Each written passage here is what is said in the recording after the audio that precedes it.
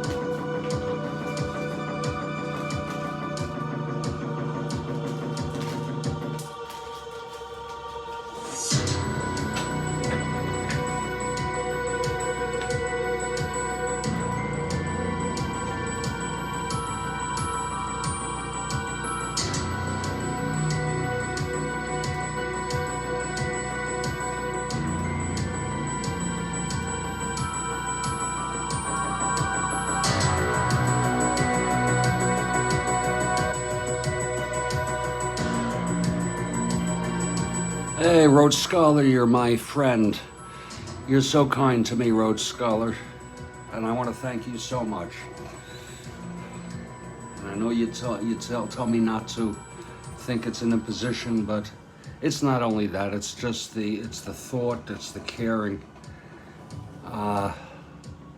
Where I'm going to get back with the starting lineups in just a few minutes. I have oh goodness, and it's great that you add the city, the team city. I have a coffee brewing, and I saw the Tigers and the Yankees. We'll see if they can help. I hope we don't need them, to be honest with you. But now that I have it like that with the team name, I can use them for the rest of the season.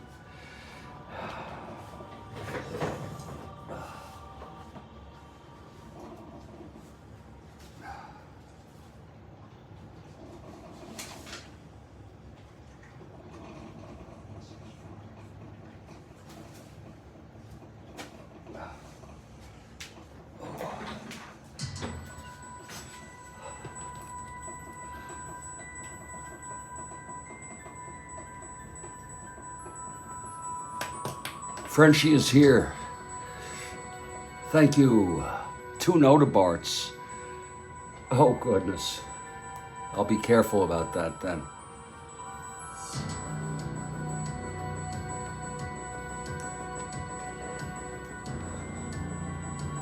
Folks, I'm going to make some coffee. I'm going to get some coffee. And Kathy Harden has arrived. Thank you, Kathy. Then I want to make a personal statement. I think it'll feel good to say it. I hope you all don't mind me getting too intense, and then we'll get on with the game.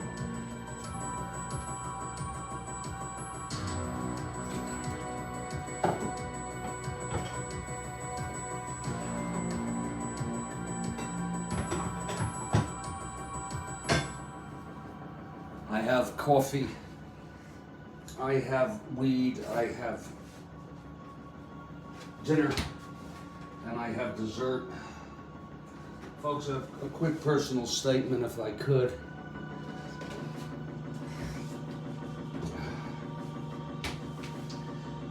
I made a big mistake. After the game this morning, I lied down and I put on the movie version. It's 4 hours long. It was really like a mini series or something. Stephen King's Storm of the Century. Does anybody know it? Storm of the Century. Well, big mistake. I had seen it before. I'm not a huge Stephen King fan, but this story just guts me out because as a parent, it's so painful. Well, I called my son afterward. He's fine. And then I called my mother, who is in hospice, and I called her for the first time in a while. And Well, I cried. She's not in good shape, but she was very kind to me, and I told her how much I loved her. And it's just been a very emotional.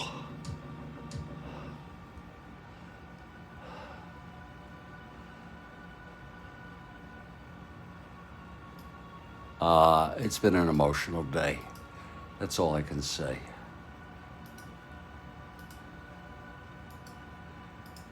And, you know, if she can have this kind of positive attitude, then I shouldn't be feeling sorry for myself. Okay, that's it. That's the whole personal statement. It's been a very... But thank God I have Strat-O-Matic for the... the respite. This is the second of a two-game series. The Yankees won the first one 6-5 in 12 innings. I barely remember it.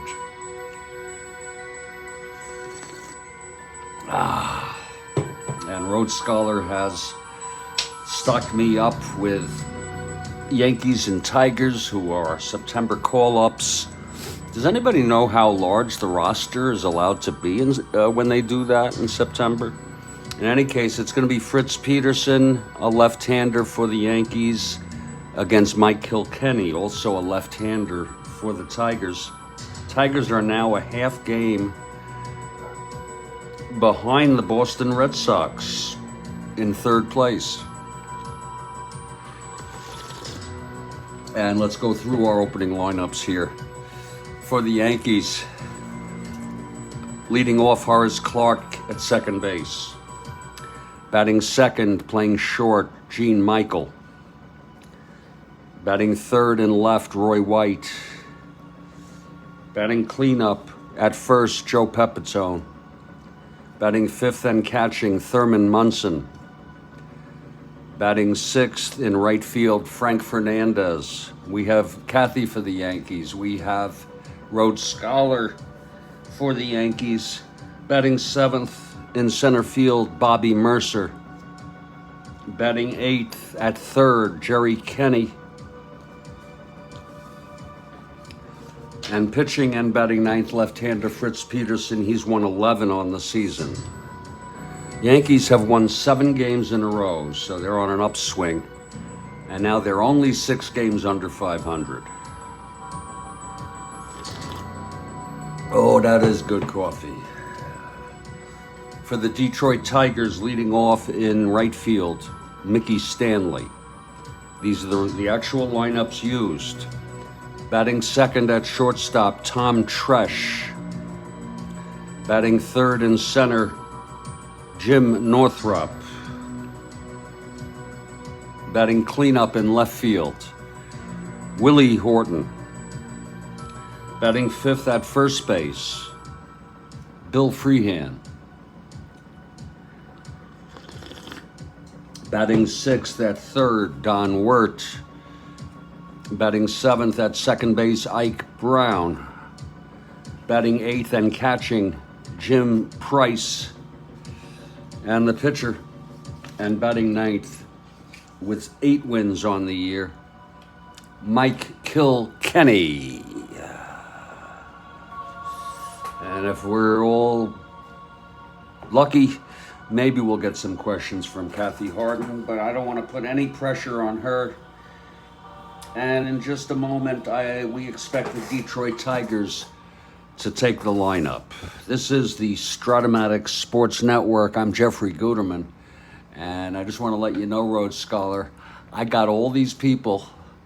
My God, even Ronnie Blomberg, and none of these people were used in this game. Both pitchers pitched complete games, and it was 2-0 Tigers. So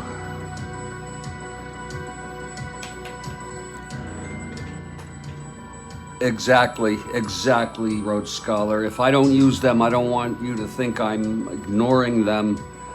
I would use them if I don't want to overwork some relievers.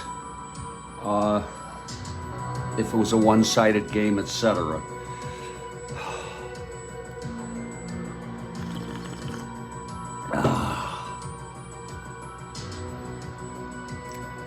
But we have them for all games.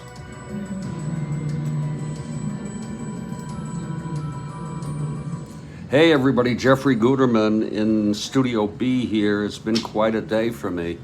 We had a game this morning. It was the Red Sox 4, the Cleveland Tribe 1. That puts the Red Sox, I haven't adjusted it yet, 24.5 behind the Baltimore Orioles. Romo got the win. It's his 8th of the year. Home runs by Baker, Smith, and Moses.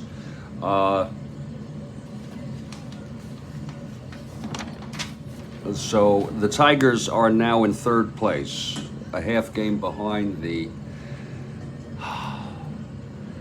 Boston Red Sox. And we are at Tiger Stadium. It was called Navin Field at one point, and the Tigers take the field. It's Kilkenny on the mound. Exactly, I'm not obligated, but I'm sure glad to have him, Rhodes Scholar, and I know I will be able to use some, if not many, or all of them as the season progresses. We're going with purple doubles today for a little change of pace. Kilkenny taking his warm-ups. I don't know what I would do without Strat-O-Matic. Catching him is Price. It's Freehand at first. Ike Brown at second. Word at third. Tresh at short. In the outfield, Corton in left, Northrup in center, and Stanley in right. And leading it off is Horace Clarke for the Yankees. Horace, switch hitter, batting right now. And it's a beautiful afternoon for a ball game, as far as I'm concerned. Kilkenny is ready. Here's the windup and the pitch to Clarke. And that is 2-8 left-handed, and he lines it to second right at Ike Brown. He barely had to move. It's 1 out, and we are underway. And here comes Gene Michael.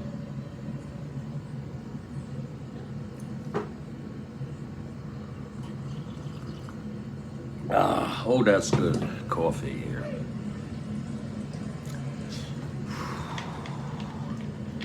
Kilkenny is ready. The pitch to Michael.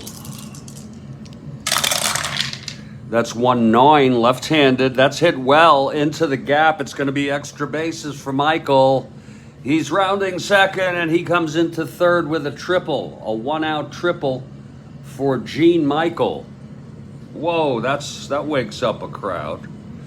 He had 4 in the season, and that was right off Michael's own card. Again, look at that, 1-9 left-handed, triple 1 to 13. Boy, did he hit that well, and it was a 1. Michael on third here, 1 out. And here's Roy White, switch hitter. In fact, the first 3 batters are switch hitters for the Yankees, and they'll all bat right-handed against Kilkenny. Here's White now, facing Kilkenny. That's 6-3, right-handed, fly ball left X.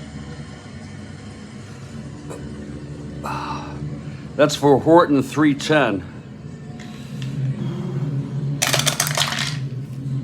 That's a re-roll. That's 13. That's a 13-3. F2, E10, 6-12-13. And he makes the catch. Let's check it though. F2 fly. With a runner on third, Michael tags. And the Yankees take a 1-0 lead. That'll be a sacrifice fly for Roy White. Exactly what the Yankees needed there. 2 outs, nobody on now, and here's Joseph Pepitone. This will be lefty-lefty.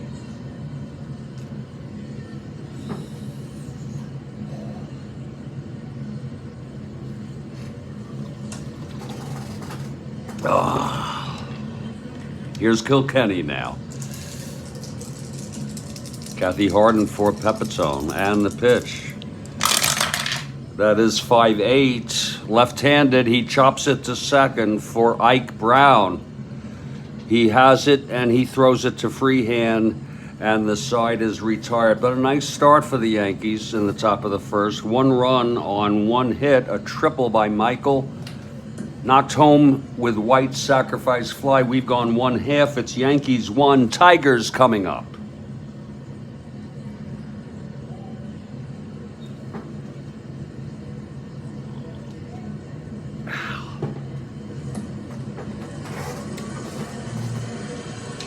Here's Fritz Peterson now, taking his warm-ups. Left-hander. Catching him is the youngster Thurman Munson. It's Freehand at first. I'm so sorry, catching him. Oh, God. Yeah, Thurman Munson. It's Pepitone at first, Clark at second, Michael at short.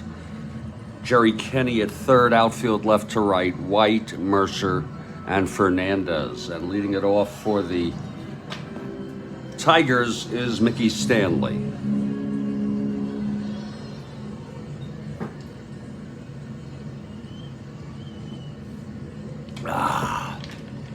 Here's Fritz now. The windup and the pitch to Stanley. And that's 4-5 right-handed, hit well into the gap for a double by Mickey Stanley, a leadoff double off Peterson. It was a 4-5 right-handed. So Stanley on second to lead it off. Here's Tresh, switch hitter, batting right.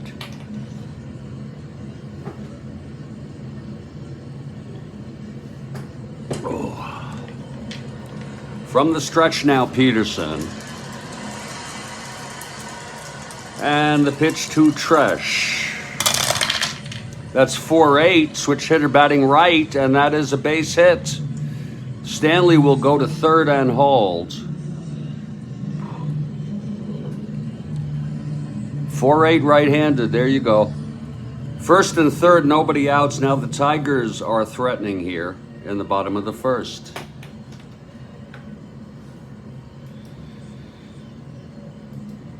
And here's Jim Northrup now.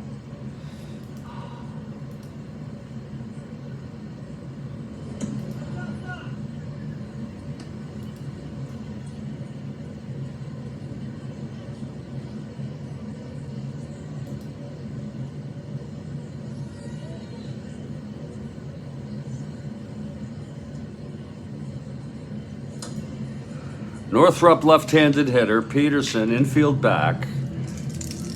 And the pitch to Northrup. That is a 6-10, left-handed, grounds to short X. This could be a double. 6-10, left-handed. Michael, 327. That's 10-3. It's a G2 E27, 5-9-11. It's going to be a clean G2, first and third, and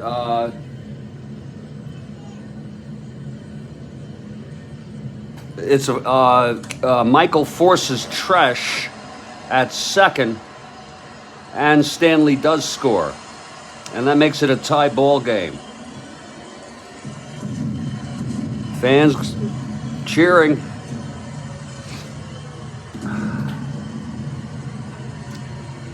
Northrup will get a run batted in on that. It's now 1-1. Northrup on first, one down. Here's Willie Horton.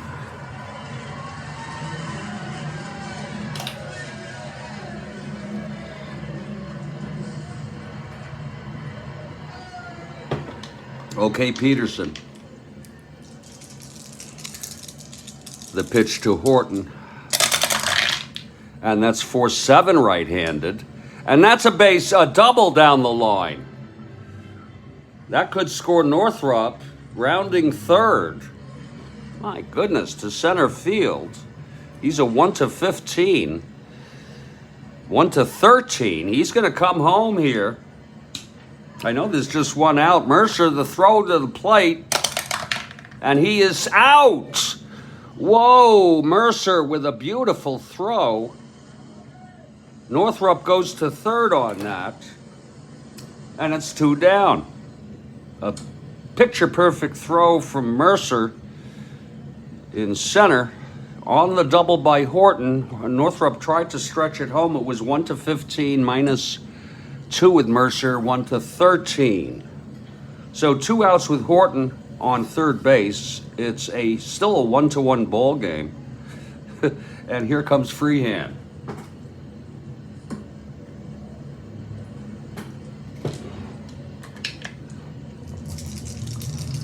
Freehand, right-handed hitter. Here's the pitch to Freehand. That's 1-8 left-handed, and that is a liner to short caught by Michael. And the side is retired. 1 run on 3 hits, 2 doubles, and a beautiful throw by Bobby Mercer to get Northrop out at the plate. And after 1, it's a tie ball game. There's some action there in the first inning. Hort.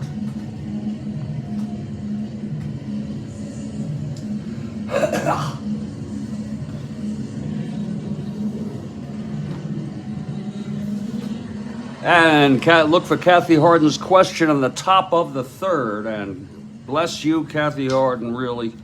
You are a real good friend. Here's Mike Kilkenny now coming out to pitch his second inning. Again, he allowed the triple to Michael, who scored on a sacrifice fly by White in the first. And it will be Munson here, leading it off. This youngster, great things I hear about Munson, the youngster.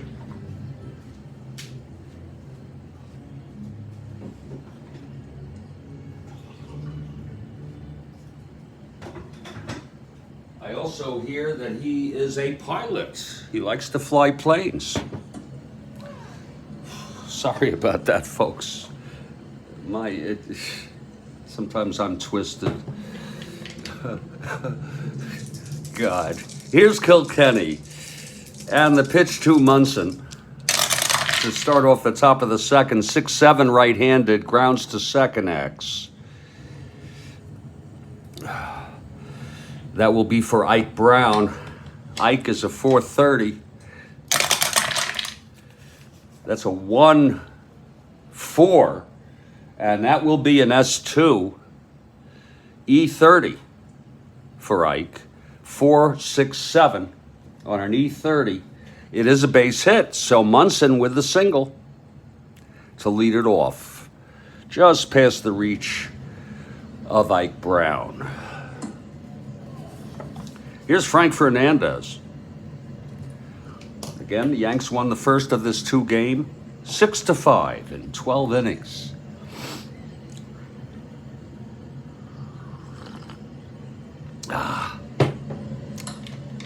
Here's Kilkenny now. The pitch to Fernandez. That's 5-5, right-handed, grounds it to short. Tresh has it to Ike Brown and over to Freehand for the double play. So it's 2 outs, nobody on. After that, and here comes another great youngster for the Yankees, Bobby Mercer. I don't know what his first year was, if it might have been 68, 67, I'm not sure. And actually Mercer got a good deal of playing time this year, full-timer.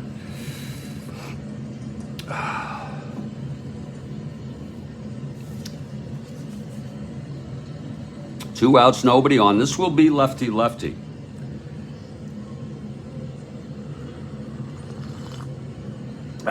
Kilkenny gets the sign from Price. He's set. And the pitch to Mercer. And that's 5-5 left-handed, and he struck him out. And the side is retired. That's Kilkenny's first strikeout, no runs. The leadoff single out in a double play, none left. We're in the middle of the second. It's a 1-1 ball game. And I want to thank all of you for being here. Tell you, like I said, I was, Peterson comes out taking his warm-ups. Like I said, I was watching Storm of the Century. Does anyone know it? The miniseries, the 4-hour, based on the Stephen King novel.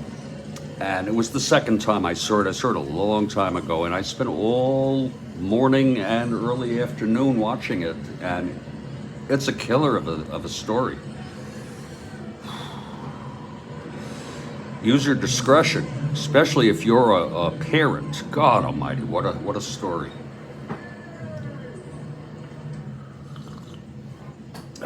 Okay, here's Fritz now. He's ready. It's going to be Don Wirth, the third baseman, leading it off. We're tied at 1 here. Look for Kathy's question after this half inning. Peterson is ready. Here's the pitch to Wirth. And that is a 110 left-handed. That's a ballpark. That's a single ballpark. We're a right-hander in Detroit. And it's single 1-6. It's a liner to short. Caught by Michael, 1 down.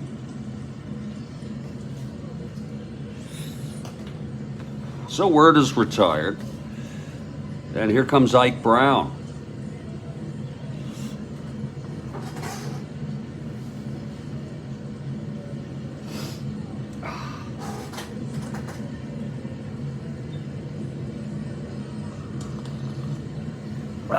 Here's Fritz now, facing Ike. The windup and the pitch to Brown. That is a 5-6 right-handed. He grounds it to short. That's Michael. And he throws him out. Michael with his 4th chance of the game already.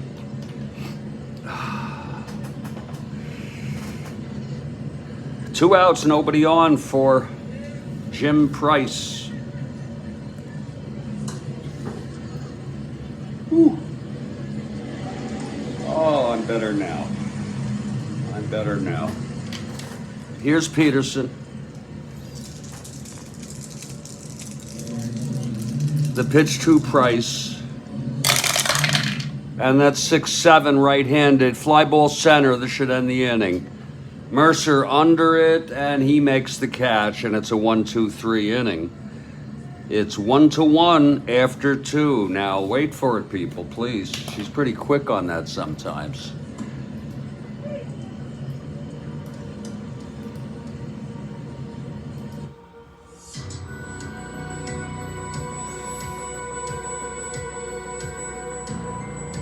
Wait for it. Here it is. This team won 2 non-consecutive World Series in the 70s, in 1971 and 79.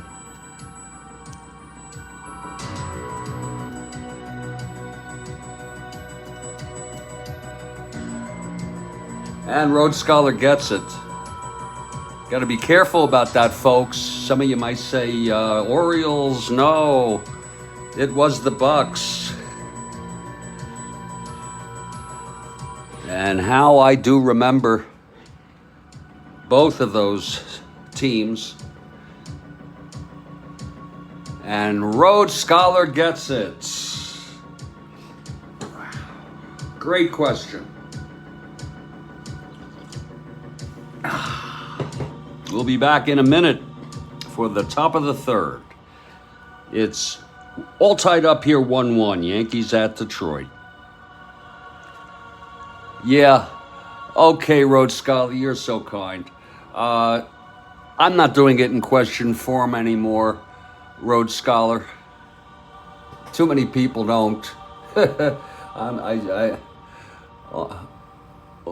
On the road, What are we talking about?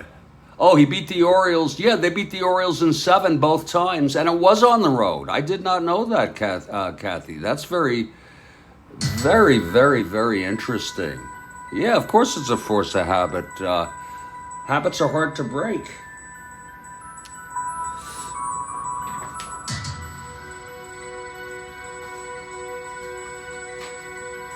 Including some of the habits in Strat-O-Matic. I have finally shifted with my rolling of a new roll on X rolls. Eventually your brain gets, your brain has to get used to it. Ooh.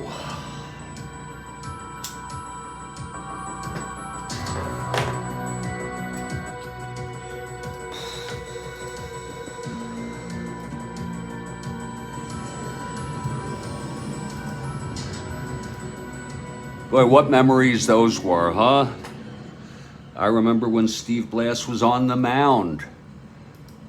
And now that I think of it, Kathy, it was in Baltimore for Game 7. And I remember that 79 team with the We Are Family theme and Pops. And of course, that 71 was just a great performance by Clemente for the world to see. Well, the Tigers take the field. It's Kilkenny. We're all tied up here at 1 after 2. And it's going to be Jerry Kenny to lead it off. His first plate appearance of the ball game. This will be lefty-lefty.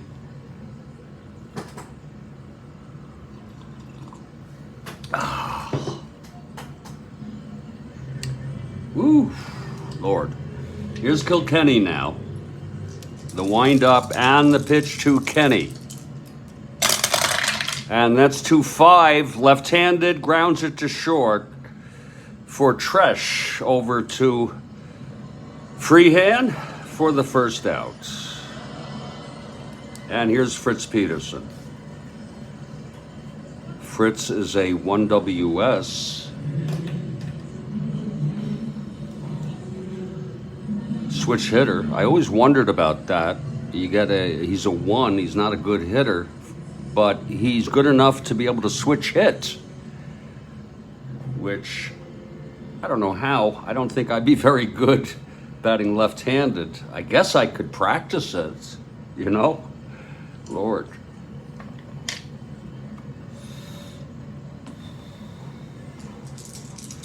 Okay, here's Kilkenny.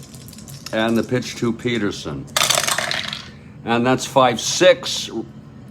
Right-handed, and he chops it to third for Wirt. And Wirt throws it to first, and it's 2 away.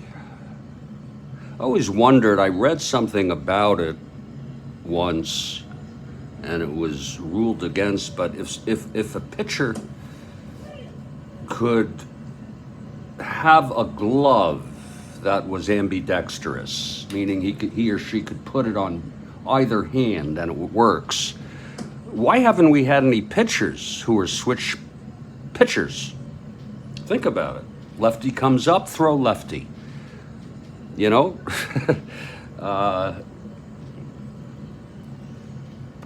Why hasn't that happened? It's Horace Clark. He popped to second in the first to start the ball game. 2 outs, nobody on. Maybe somebody knows. There was a history of somebody who tried to do that. I'd have to go look it up again. And that's low for a ball to Horace. Horace steps out of the box for a moment. Looks to third for the sign. Well, you're right, Joel Horland. Yeah, you raise another good question. Imagine a switch pitcher facing a switch hitter, and you go back and forth. His name was Harris, Gigi says. And Mike Terranova has arrived, Mike. Great to see Mike and Gigi and Joel Horland here. Of course, he pitched for the Expos. Well, I imagine it would be hard to get into it here in text.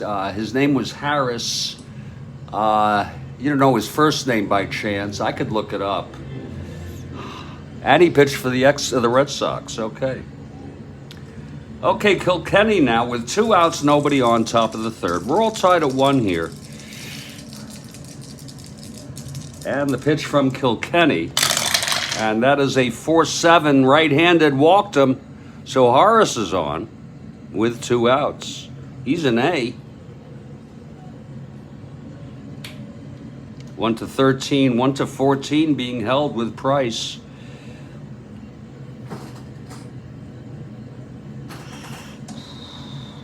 And that's going to bring up Gene Michael. He had 33 stolen. Michael switch hitter, batting right. He could throw lefty almost, I'm trying to read that, 90 miles an hour. Mike Terranova says he just got back from his first Strat Club meeting, played 4 games in Hamilton, New Jersey. Okay, Gigi, I will maybe, if with all the stuff going on in life, go research that. A Ron Harris, I could probably just go Expos Red Sox pitcher pitches righty and lefty and find it. That is wild, Mike. You're talking face to face. Boy, that's cool.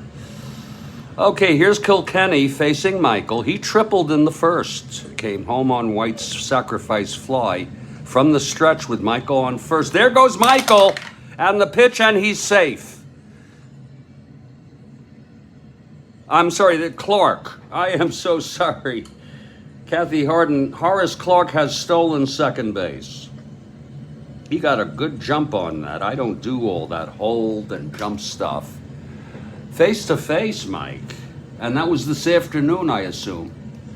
I hope it was good.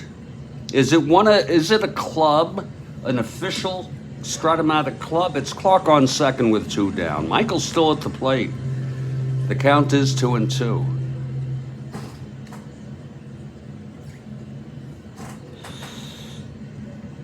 They have clubs now. I wouldn't dare start one here because I don't have the gumption to go out. Oh, this morning? Okay, I don't have the gumption to go out. The motivation to go out. I still would like to play some face-to-face games through the live chat method. Okay, it is a club. I played a game.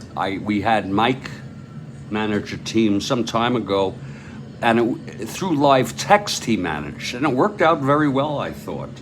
And then Steve Aquilung and he came on live, and we did it, and it was a lot of fun. Okay, now with Clark in scoring position, Kilkenny. And the pitch to Michael. That is 2-8, left-handed, and that is a base hit. Clark will go to third and hold. Thrown in quickly by Willie Horton. Michael, 2 for 2 today. A 2-out rally in the making. They're popping up all over, sure. First and third, 2 outs, and here's Roy White in a clutch situation. Kilkenny trying to get out of this.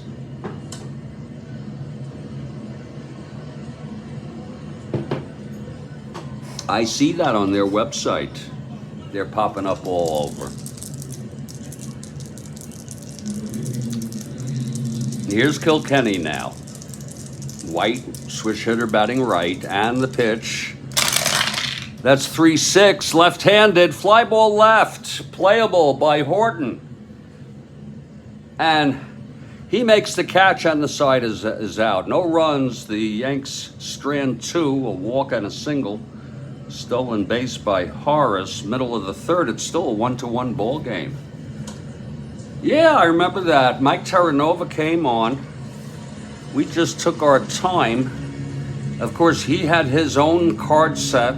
I believe he has basically every card set ever made.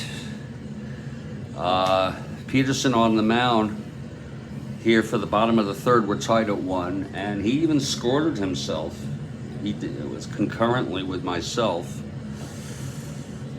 It will be Kilkenny leading it off.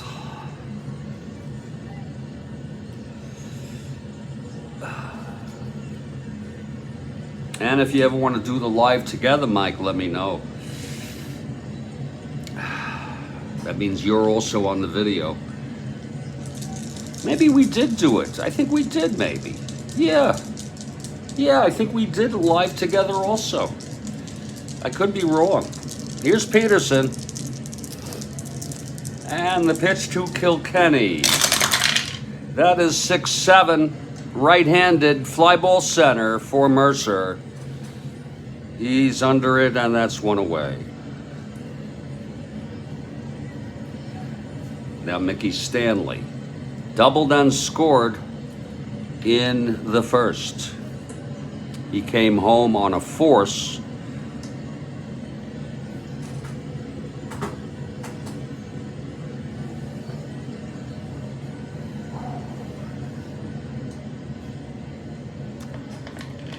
Okay, Peterson gets the sign from Munson.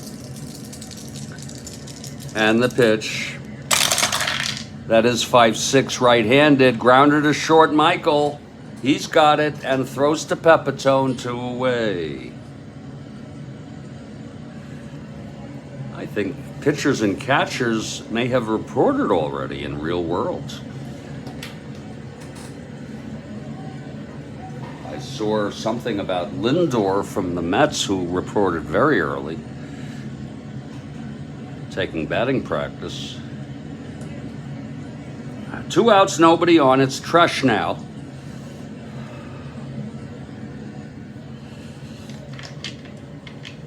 Here's Peterson. The pitch to Trush.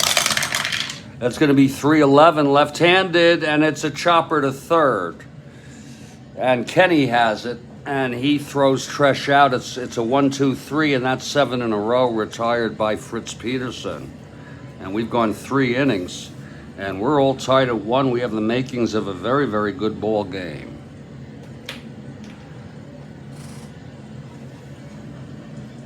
And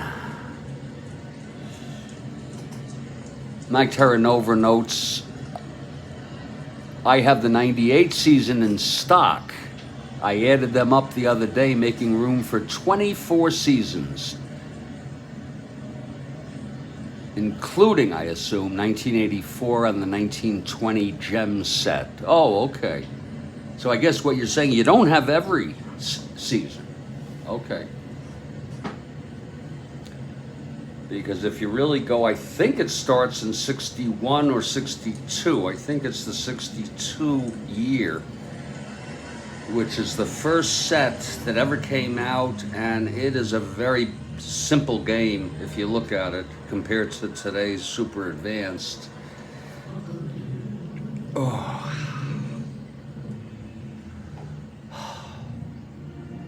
I'm gonna, if it's okay with all of you, I'm gonna take a short break.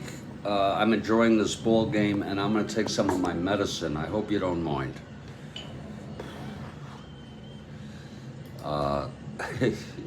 I really hope you don't mind. It's just something I like to do.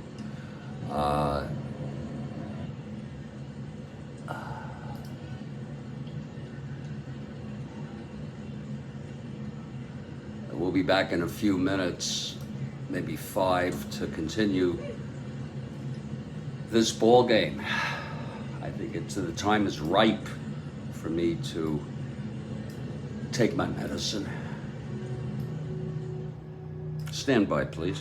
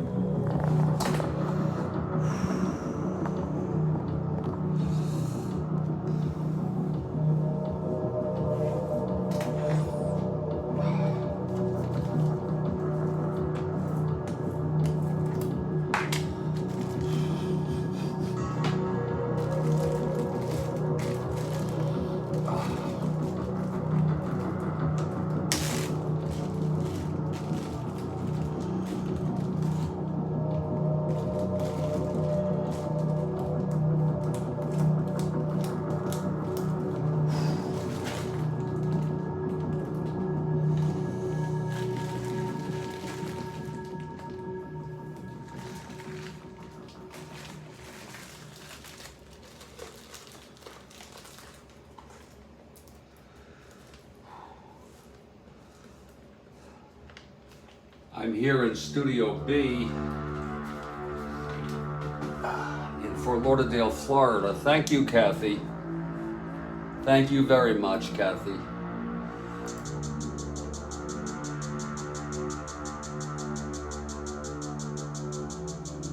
And right back at you.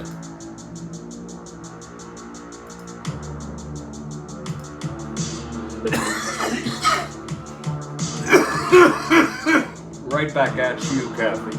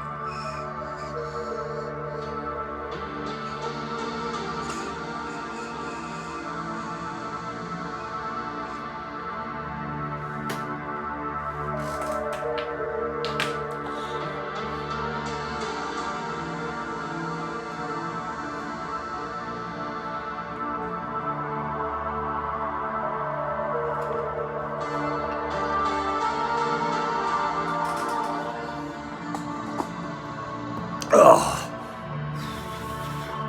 Oh.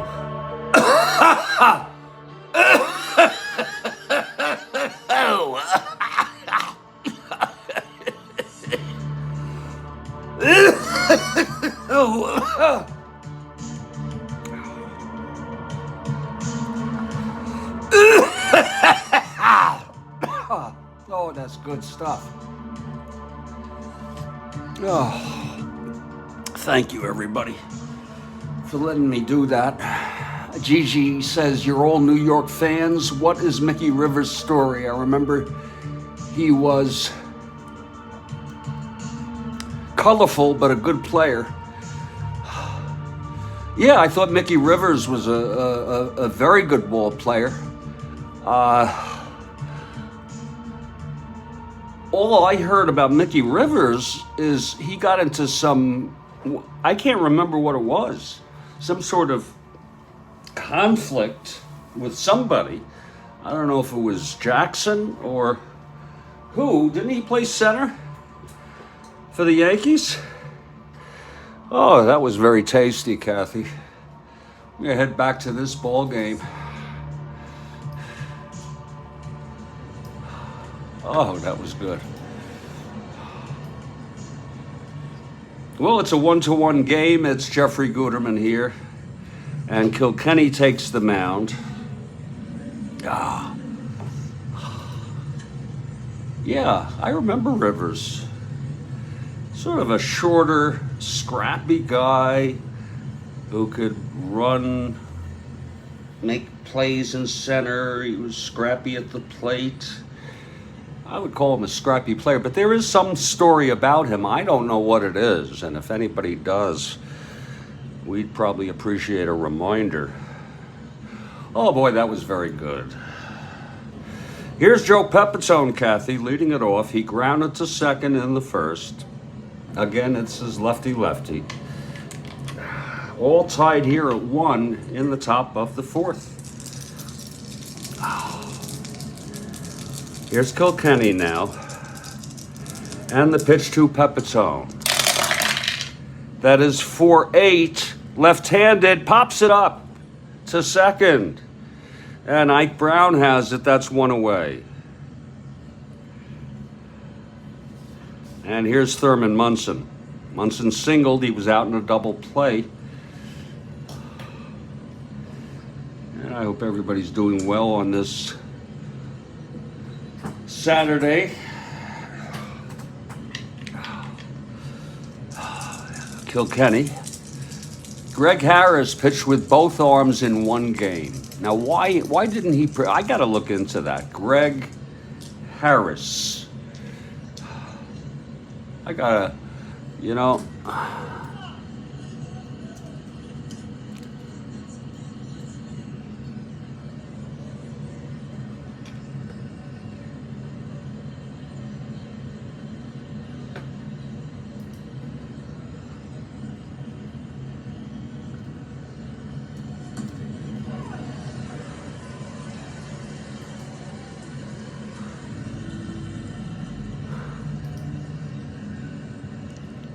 switch pitcher, a natural righty, and then by 86, he pitched well enough. He's only 3 years older than me. His team would not allow it.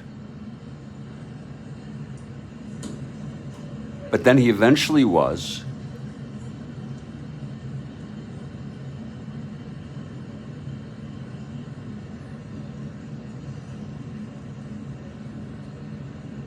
It was a custom-built glove with an extra thumb so that it could be worn on either hand.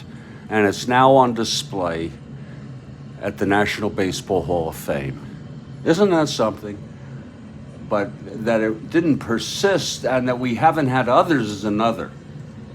Oh yeah, Terra Nova, yeah. Jackson, the self-professed genius, said something about Mickey Rivers' education, that he was a poor reader, or couldn't spell, or something like that. You know, Munson, by the way, has stepped out of the plate. You know, Mike, that's awful, because that's like shaming somebody. You know what I'm saying? You don't mock them, you help them. Anyway, here's Kilkenny facing Munson, and the pitch. Not that I'm the most perfect person or anything. And there's a base hit up the middle from Munson, Kathy Harden. Munson is 2 for 2 today. A 1-7 left-handed. Right up the middle, thrown in by Northrup. It's 1 out with Munson on first, and here's Frank Fernandez, who has shown power this year. He didn't play too much, 229.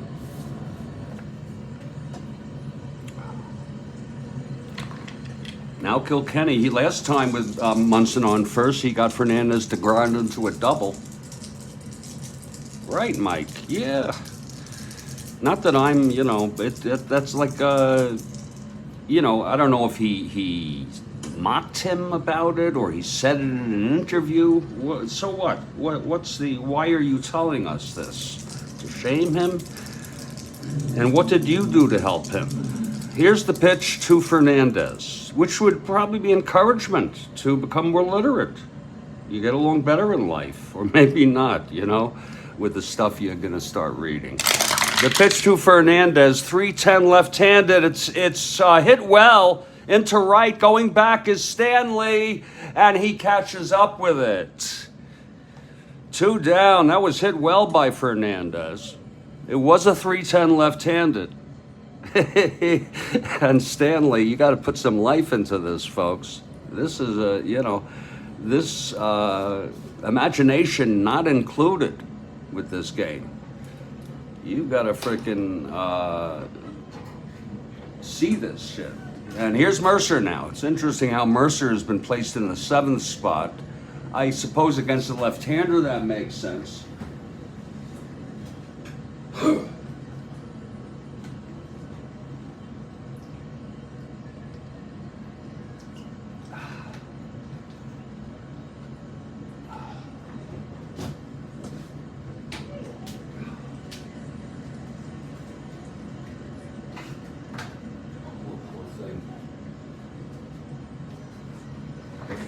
Here's Mercer now. Jackson helping people? I don't think so. That's from Mike Terranova in text. I'm now seeing text is coming out like right away now. Meaning people who watch this on demand anytime after this has been broadcast. Did he get better with age? Yeah, could be. I don't care. You know, it doesn't, you know, but when he starts mocking other people, especially their limitations, that's when I get annoyed. Here's Kilkenny now, and the pitch to Mercer. Wow, yeah, 5'8" left-handed, chops it to second for Ike Brown. Over to Freehand, and the side is retired. So it's no runs, one hit for the Yanks. Munson 2 for 2, and he was left on. We're heading to the bottom of the fourth, and I think we got a makings of a very. I was at Fay. You probably mean Fenway. You know, Gigi has just posted something, and this is like live tweets. You know, when people do the live, it's pretty good. But I like the live together idea.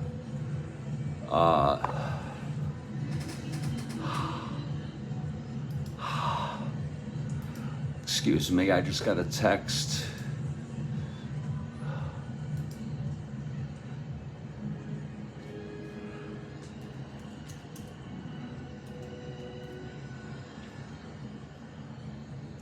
One moment, I need to.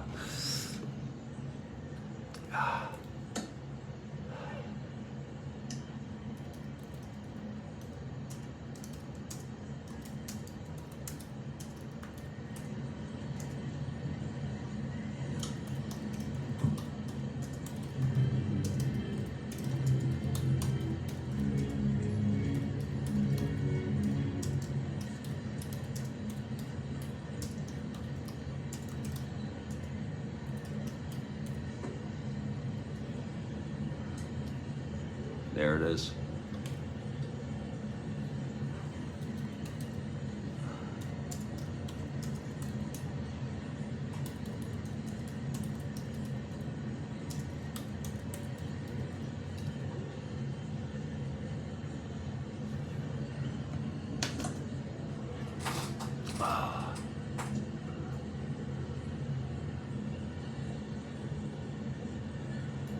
Thank you for bearing with me, everybody.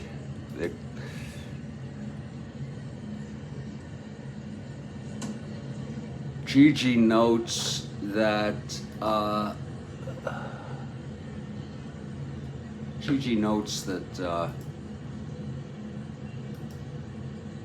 Jim Rice hit a blue single to right and Jackson dogged it. Well, that's not surprising to me, Gigi. A lot of people dog things. Someone told me Yaz started to do that. I don't know if it was on the bases or in the field. We call him Hot Dog. You said he dogs it. Oh, here's Rivers' response to Jackson with heading to the bottom of the fourth. You better stop reading and writing and start hitting. Well, that's pretty poetic. That's pretty freaking poetic.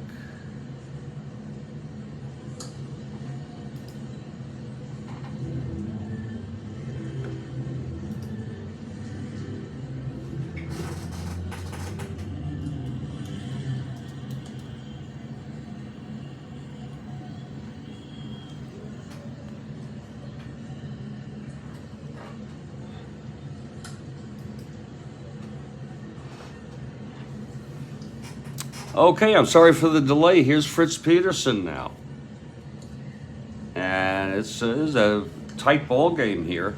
And don't worry, I'm doing my best not to go off now that I took them out. But I'm doing pretty good right now. Really am in terms of personal life, family, etc. Here's Fritz now, his fourth inning. His first endurance is the seventh. Kilkenny is the sixth. Kilkenny threw a complete game, one-hit shutout this year in our replay. Okay, Northrup at the plate. Here's the pitch from Peterson. And that's 5-5, left-handed, and he struck him out. And that's the first for Fritz. You want to talk about memories. The whole memory of Fritz Peterson switching, and the wives, switching spouses. Peterson and his wife, and I think it was, I don't know who the other one was it Kekich? Was it Kekich and his wife? And I was pretty young, I was like 14. Willie Horton stepping up. And all I did was, in my head, it's hard to remember, you know, to reflect on what your mental process was at the time, but it was something to the effect of, that's weird. But now that I look at it now, as I'm older, it's more than weird. Okay? Now, call me old-fashioned, but what you do to the children, I think it's too bizarre for my taste. And I just feel for the children. Here's Horton now, right-hander, facing Peterson. And the pitch. That's going to be 3-7, right-handed, fly ball center. There's Bobby Mercer getting onto that. And that's 2 away. So both pitchers holding their own here. It's a 1-1 ball game, and here's Bill Freehan. He was born in Detroit. He's one of 3 '68 Tigers who were born in Detroit, who were on the roster at some time during the season. If anybody knows one of them, I'll give you a gold star and a purple jelly bean. This is a good ball game. I had a game last evening I want to tell you about, just as Freehan is coming up to the plate, and it had to be in 2 parts because I was going through something and felt I had to get off and make a phone call, which I didn't, and etc.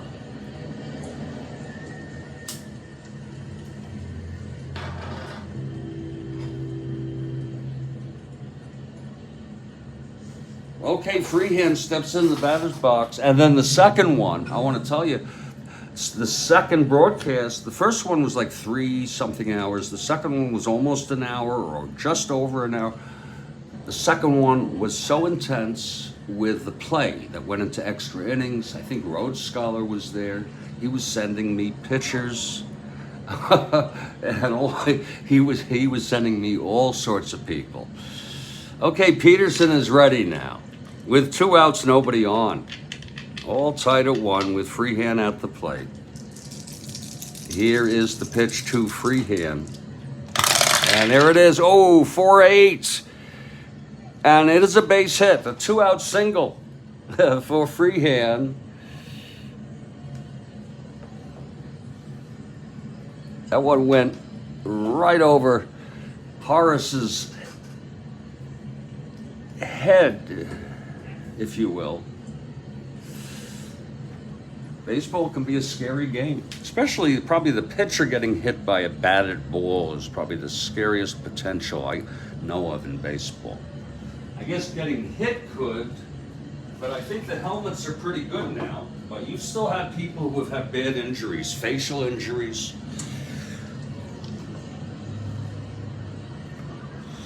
So there's great potential for tragedy, although they don't call it a contact sport. You know what? I have to always remember now to switch this to live chatter. I can't see what people are saying. Well, no one's saying anything anyway. All right. Here's Peterson now. Here's Wirtz now. And Peterson on the mound. It's a 1-1 ball game, and I'll tell you, Yankees are in the mood for winning. They've won 7 in a row. We put it right there. Tigers have lost 4 in a row, and we're here winding down in September.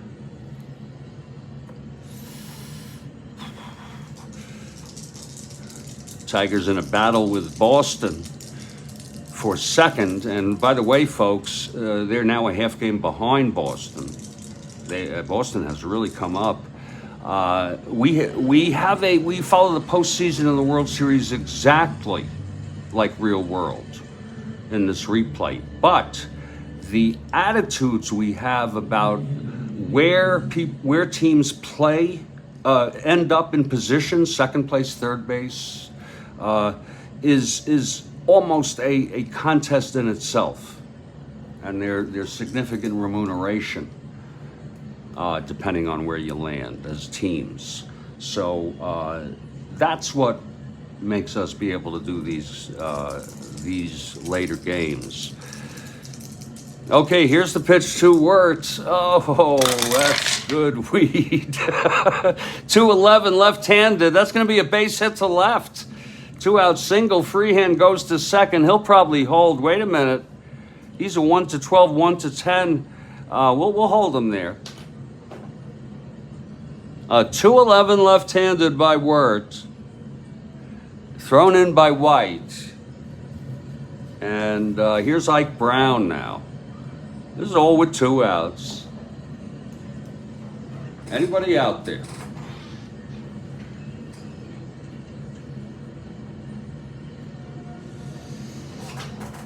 Fritz trying to get out.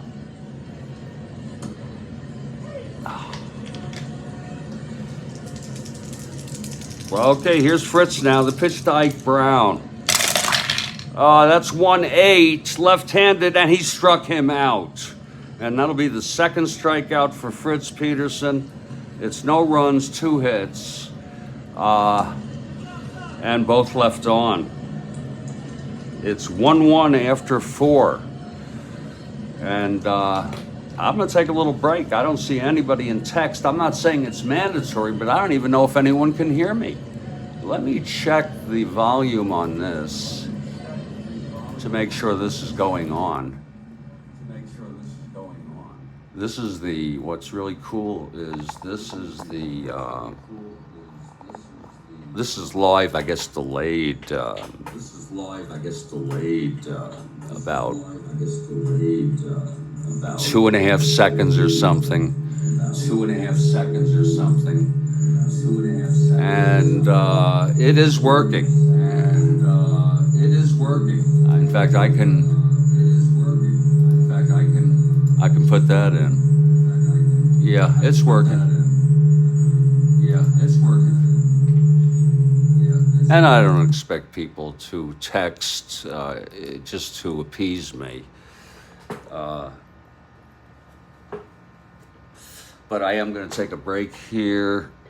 After 4 innings, it's a 1-1 ball. Okay, yeah. Greyhawk is here. Thank you, Greyhawk. I'm going to take no break, actually. I have a ball game. And I'll tell you, I went through a pretty emotional experience today and had great contacts with my, let me just take care of something I need to take care of personally. Oh.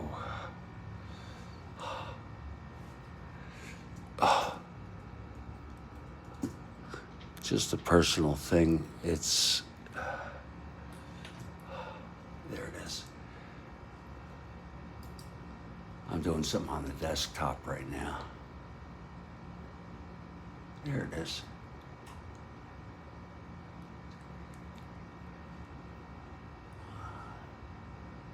One.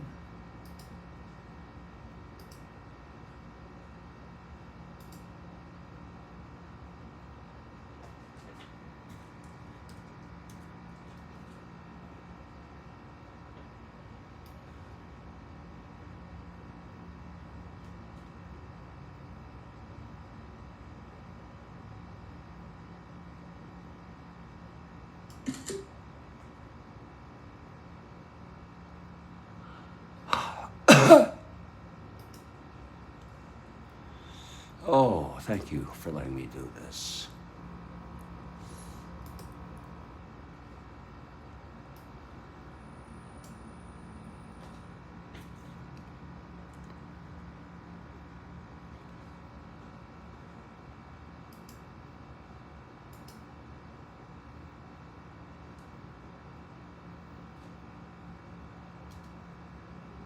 There it goes. That's beautiful.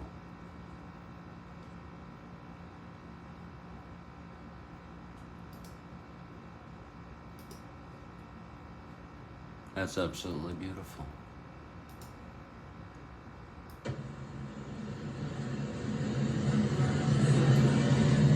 That is really beautiful.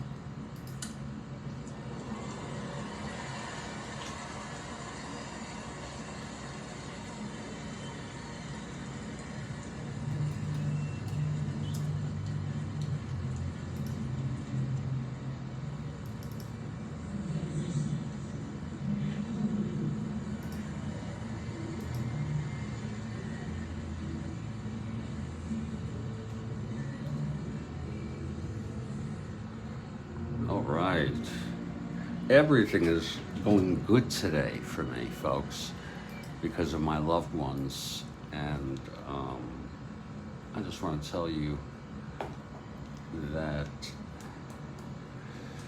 I did some things today that actually caused me to get emotional on my own, because they were not the easiest thing to do, but they were the right thing to do, a good thing to do, and I feel good now. I feel good about that. I'm still just a tad, but I think that's the weed. Maybe I like to feel vulnerable. Here's Kilkenny now in his 5th inning here, and suddenly this has turned into a very, very tight ball game. I don't know if Rhodes Scholars around. People are probably multitasking. They have lives, Jeff. They have friggin' lives.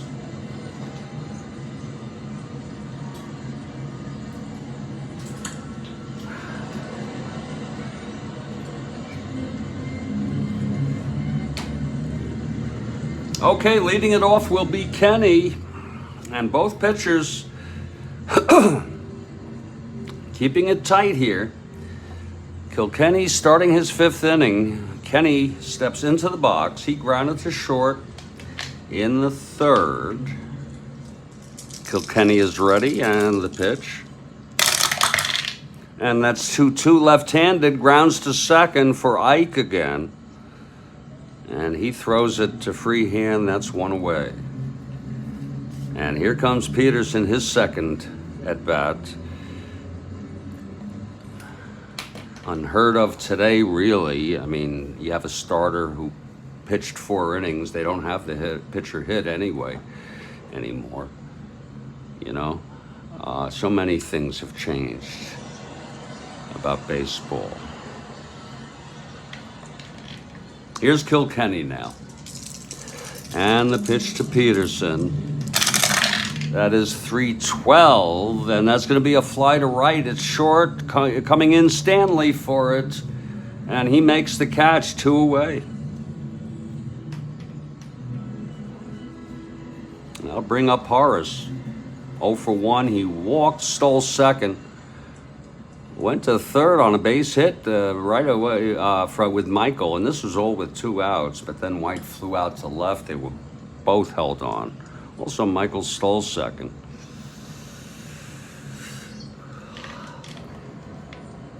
Horace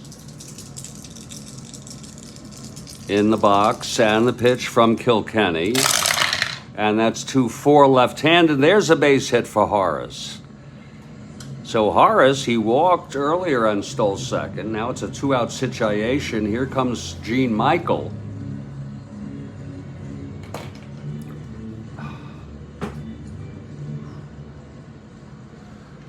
And Michael 2 for 2 today.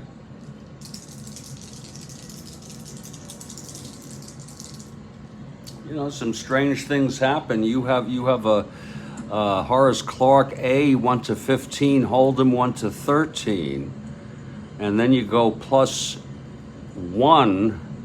1-14 with 2 outs, and there he goes again, and he is out this time. Oh my! Clark tries to steal second with 2 outs, and Price got him that time. And the side is retired. No runs, 1 hit, none left. And we're in the middle of the 5th. It's all 1-1 here. I'm going to put my dinner in the oven if you don't mind. That takes less than 2 minutes.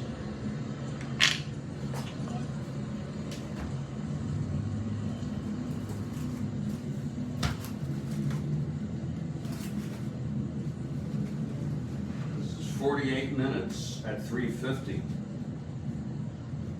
48 minutes. That's a lot of minutes. Here we go.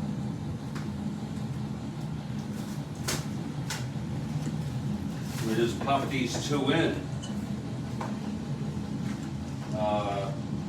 in my glamorous life, they are frozen dinners, and there are two of them, and they are Stouffer's.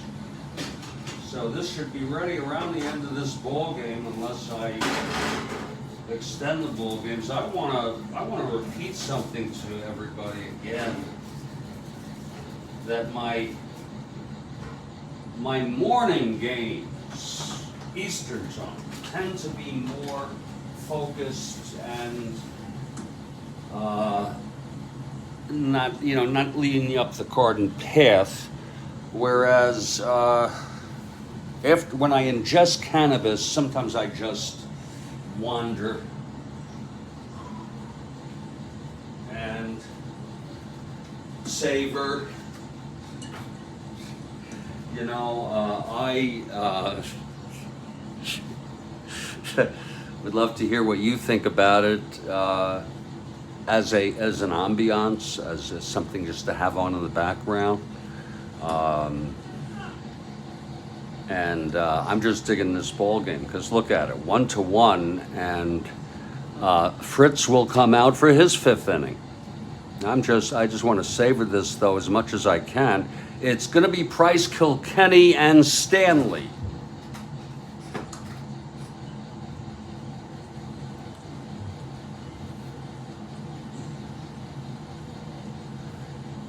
Anyone ever hear of Storm of the Century?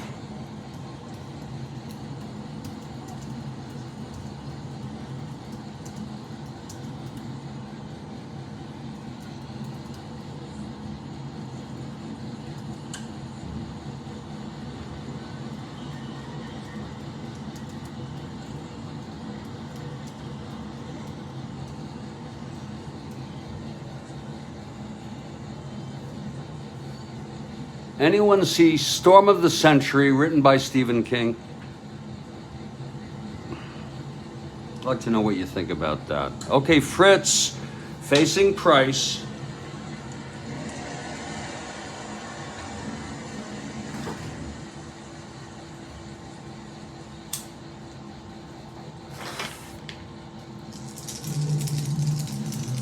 Oh, here's Fritz now.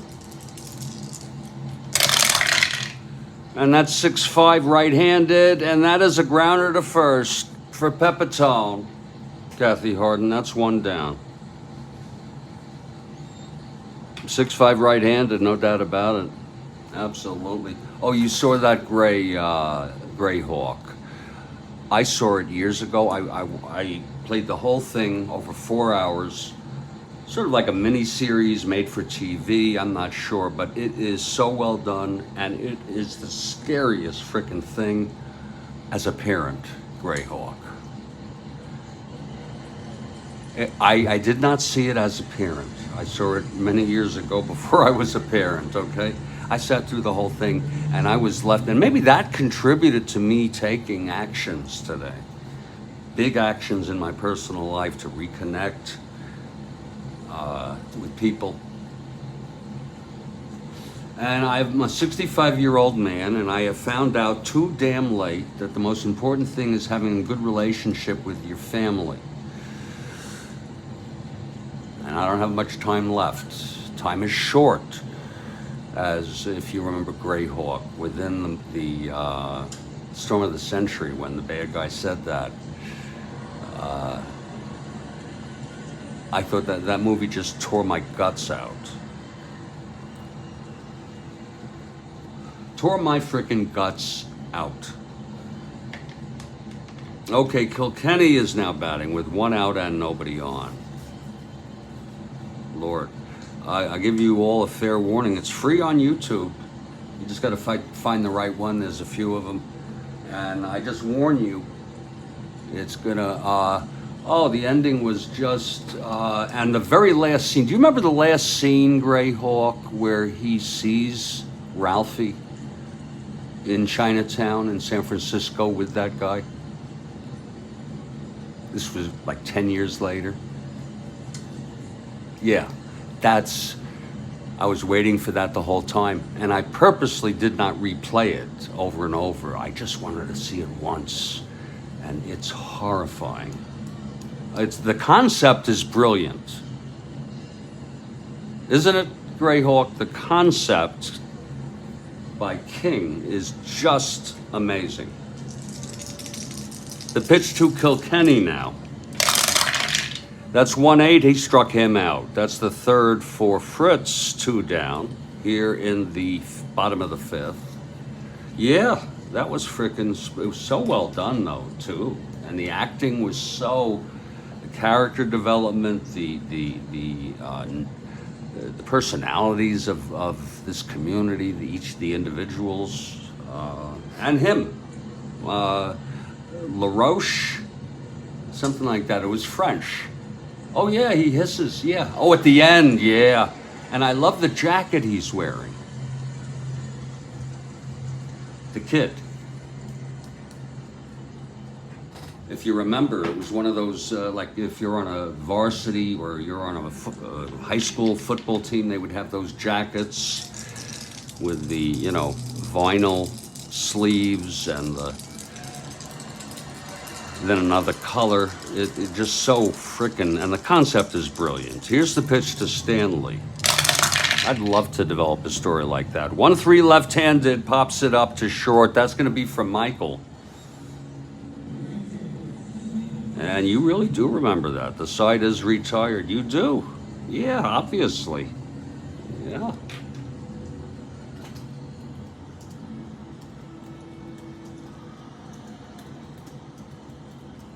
And I thought the best of all was the guy, I mean, whatever his name was, you know, the constable. He was the, he was the damn best in the whole thing. His wife was excellent in it. The devil was super, that guy.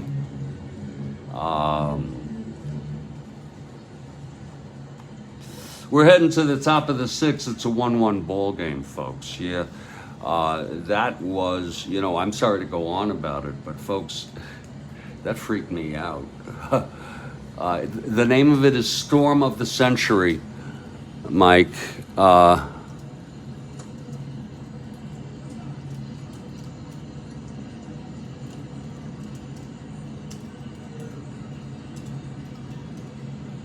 There it is. It's on YouTube. In fact, here, let me post it on the community board. And let me do that right now. I'm talking my ass off about this movie. And that's the way to do it. Oh, God, that was, where the hell is it? Here it is.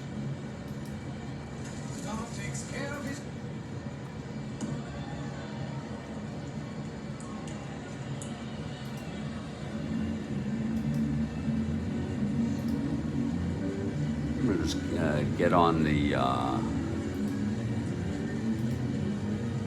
community board, folks, and post this. Hold on. God.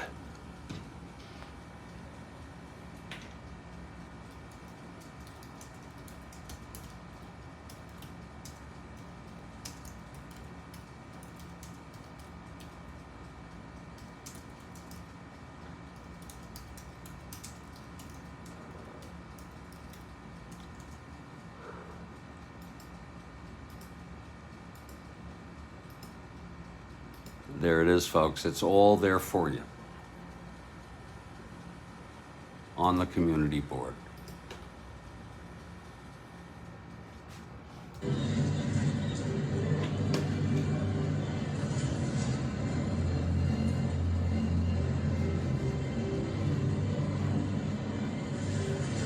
Well, it's a nice crowd here at Tiger Stadium, where the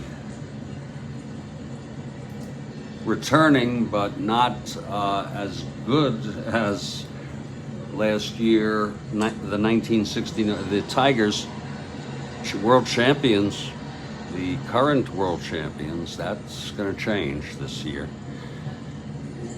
Both pitchers really have allowed one run. Both runs were in the first inning. And here's Kilkenny. Now, Gene Michael is 2 for 2 today. He was at the plate when Clark was thrown out stealing. It's 4 hours, folks. Storm of the Century, set aside a time to binge it. You know what I mean? Where you're just prepared to just sit there. Or I guess break it up if you want. I don't care. Burn the place down, I don't care.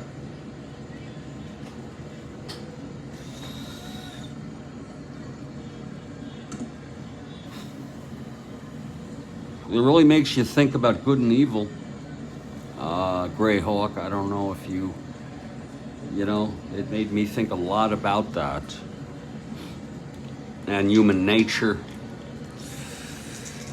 Okay, Kilkenny facing Michael, 2 for 2. Here's the pitch. Woo, 4-6. Switch hitter batting right, and he walked him. So Michael's on. So started off here for the Yankees, and here's Roy White. A real warning to people, though. It is one scary shit.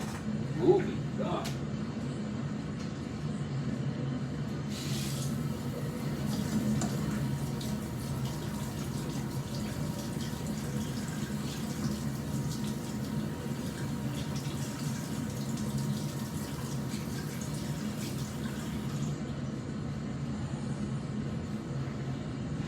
Whoops.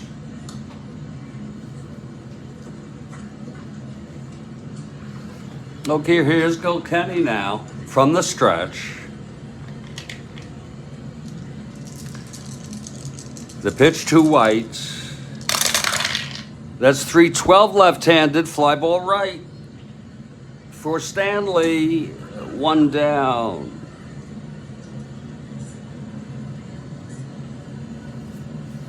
And here's Pepitone now. Due for a big one, maybe. Joseph 0 for 2. Michael with a short lead off first, 1 down here. Top of the 6th. And the pitch. That is 2-3, left-handed, and that's a ballpark.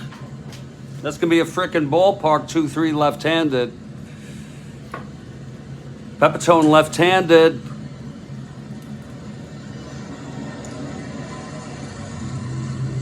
And that is a liner to second, caught by Ike. Whoa, nice catch by Ike there. 2 down. Second time, Pepitone. I guess he might have popped last time, but this time he lined it at him. So Munson up here with 2 outs and Michael on first. Kilkenny walks off the mound a moment.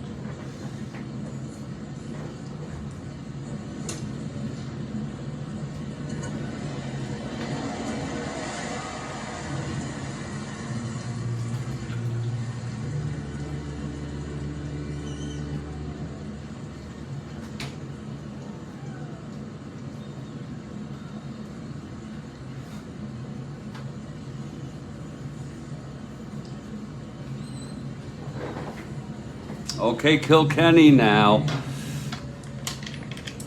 Munson is 2 for 2. Here's the pitch. That's 3-5. Left-handed, fly ball left, should end the inning.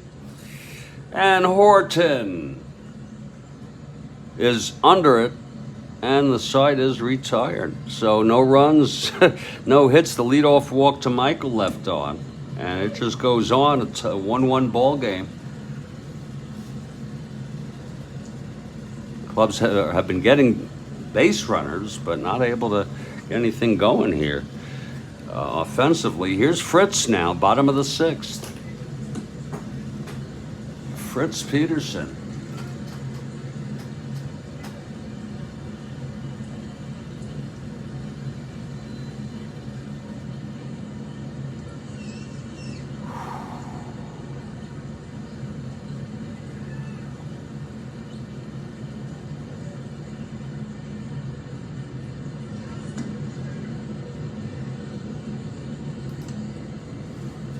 Okay, we move on to the bottom of the sixth here. I have macaroni and beef. And Lord, is it 48 minutes? God, it's like 33 minutes left. Lord, that better be hot and tasty when it's done. Leading it off will be Tresh. He's 1 for 2.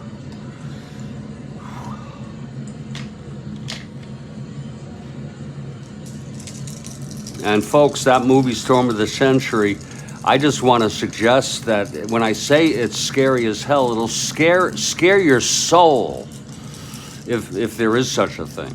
It will reach into your soul. That series, miniseries. Okay, Tresh, switch hitter, batting right-handed, and that's 3-4 left-handed. And it's a fly to left for White, and 1 away. Both pitchers, just if you like pitching duels.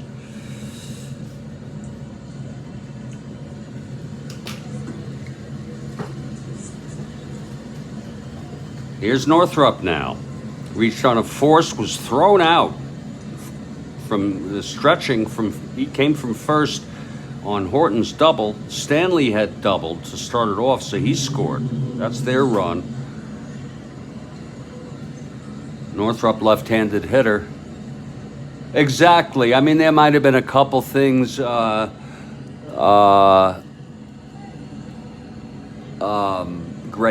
like I thought the thing when it was the top of the cane. I thought seeing the guy hanging and seeing him just. I thought that was pretty freaking scary. Shit. Okay, that was, that was wild. Here's Northrup now. God. Here's Fritz, and the pitch to Northrup. 4-5 left-handed, oh my. It's hit well. To right, there's no diamonds. Going back to the warning track is Fernandez to make the catch, so it's 2 away. Whoa, yeah. You remember that? And the woman holding up the 2 candles. I mean, it was pretty, suspended. I guess levitated. 2 outs, no one on. Here's Horton now.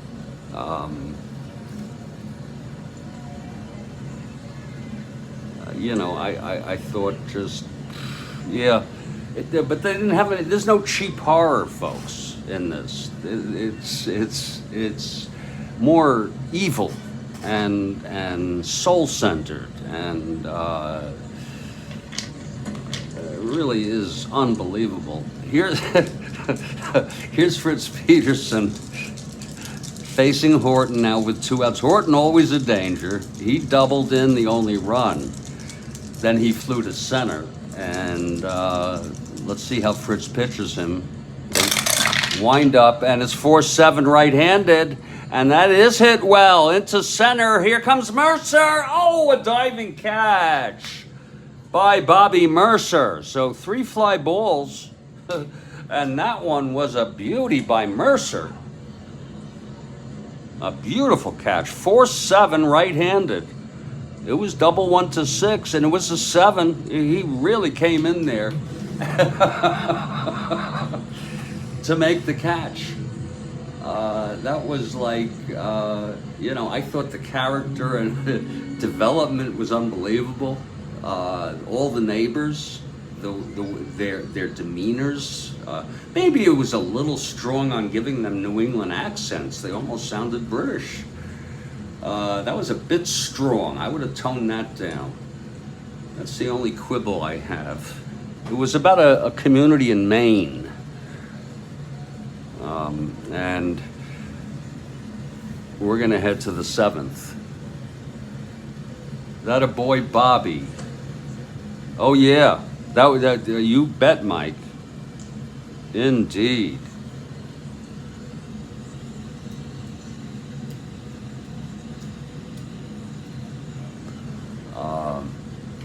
we're gonna head to the top of the 7th. I got macaroni and beef baking. And I'll tell you what I plan to do. Island of Little Tall, absolutely. And it was, you know, the whole concept of Rorok, or whatever it is, Rorok, or something like that, a village. And I think it is a true story. In the 1800s, they disappeared.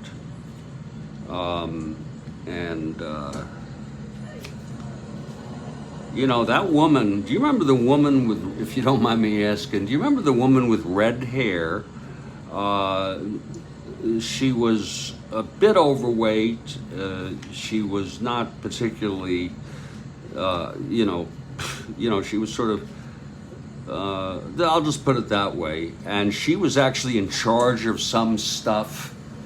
Yeah, Roanoke Greyhawk. But you remember this woman, the character? She was the one who set up the, had all the food and the bunks and the beds in the shelter. She had reddish hair, a little overweight, and she seems to be such a good person. And then at the end, she voted. You know, I thought the lead character is the hero at such a great cost. If there is a hero, he's the only person. I don't think she was the mayor's wife. Oh, maybe she was. But yeah, Roanoke. I guess that's a true story, and I guess they were. I could be wrong about this. They were, I guess, either pilgrims or some sort of people who came over on a boat from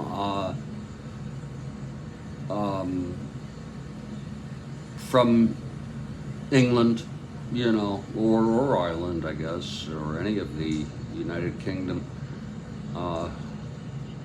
and they had, I think they interacted with Native Americans, and that might have had something to do with it, but that was one spooky freaking. And I thought when he said, you know, they wanted, then what will we do? He would say, trust in God.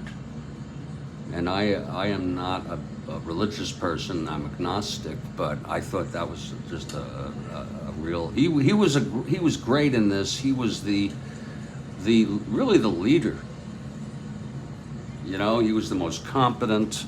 Anyway, we're moving to the top of the 7th, and Kilkenny.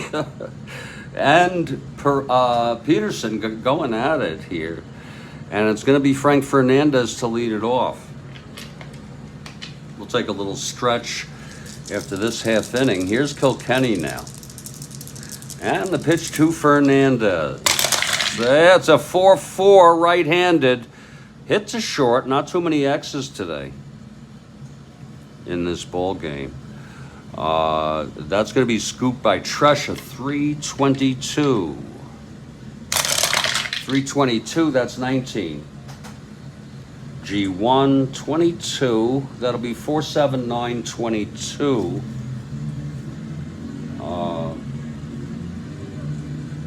And he throws him out. So Fernandez is retired.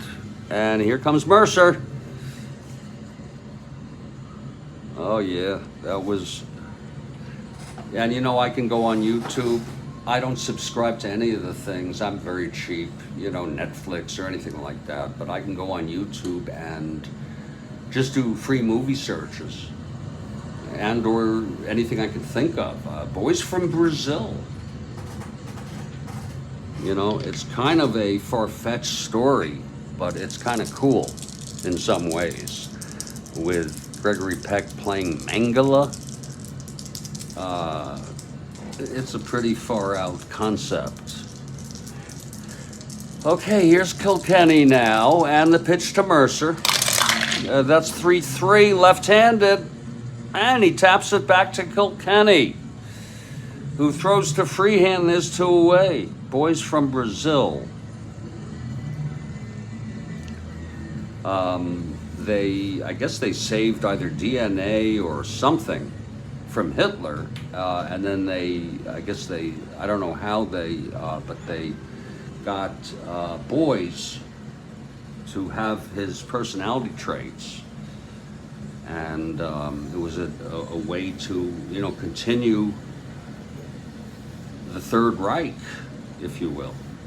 It was far-fetched. Here's Kenny now 0 for 2. In fact, from Fernandez on down, the Yankees are 0 for 10 against Kilkenny. Here we have 2 outs, top of the 7th.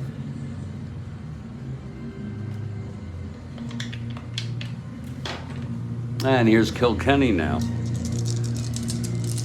The pitch to Kenny. It's Kilkenny and Kenny. 2-12, left-handed, grounded to third. And that's for Don Wirt. He's got it and throws it over, and it's a 1-2-3. That's his first, actually. And Kilkenny looks at, this is his second endurance inning. I neglected. So he's in endurance. When Fritz comes out after a very short break, he'll be in his first endurance, and we are tied 1-1 in the middle of the 7th. I'm Jeffrey Guterman. And this is the Strat-O-Matic Sports Network.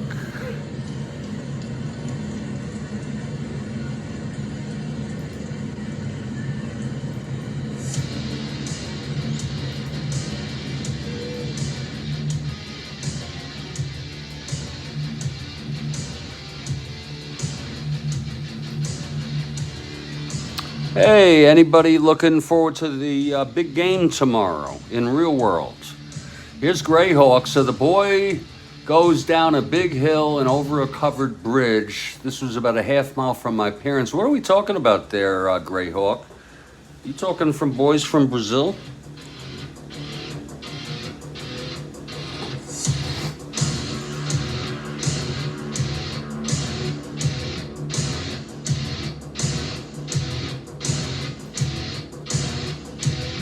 Oh, I'm not sure I remember that. I had once put it on and I took it off. I have the patience of a gnat when it comes to, being able to sit through a movie or something.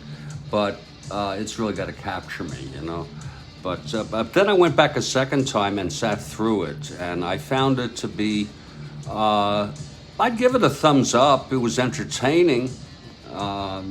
And fairly interesting. I think they could have done so much more with it. But maybe that's the advantage of hindsight over the course of decades.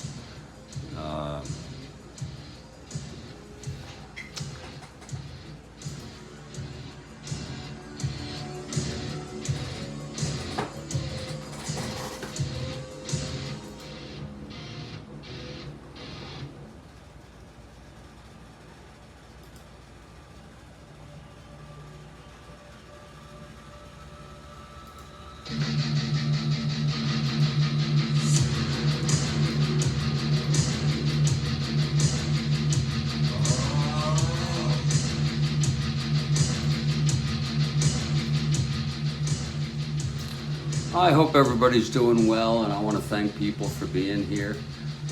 Thank you, Greyhawk, for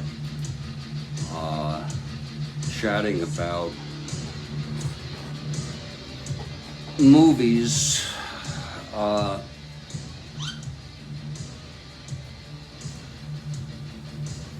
I'm not big, though, folks. I guess I've turned into my father in a way. I'm not big on the new movies. I went to see Napoleon in IMAX. I went with my husband, my son, and daughter-in-law.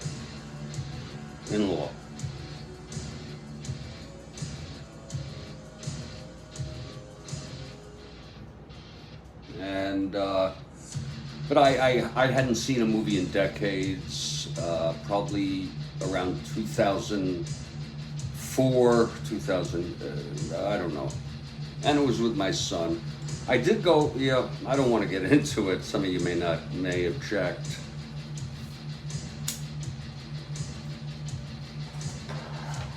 About a particular movie.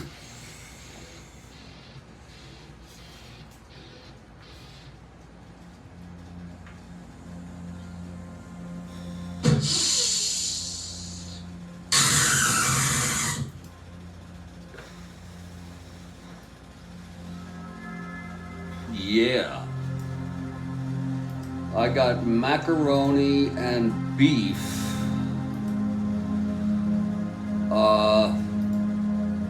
Warming up, folks. And I'm going to bed tonight feeling less guilty with a clearer conscience than I have had in a long frickin' time.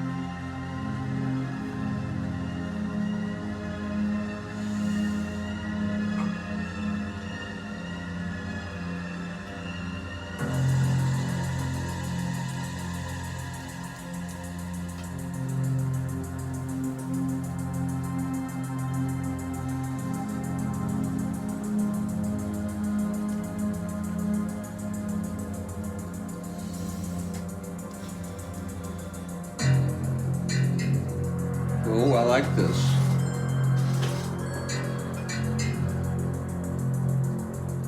I'm always searching for ambiance, you know. Copyright free ambiance. I think this will work very well at times.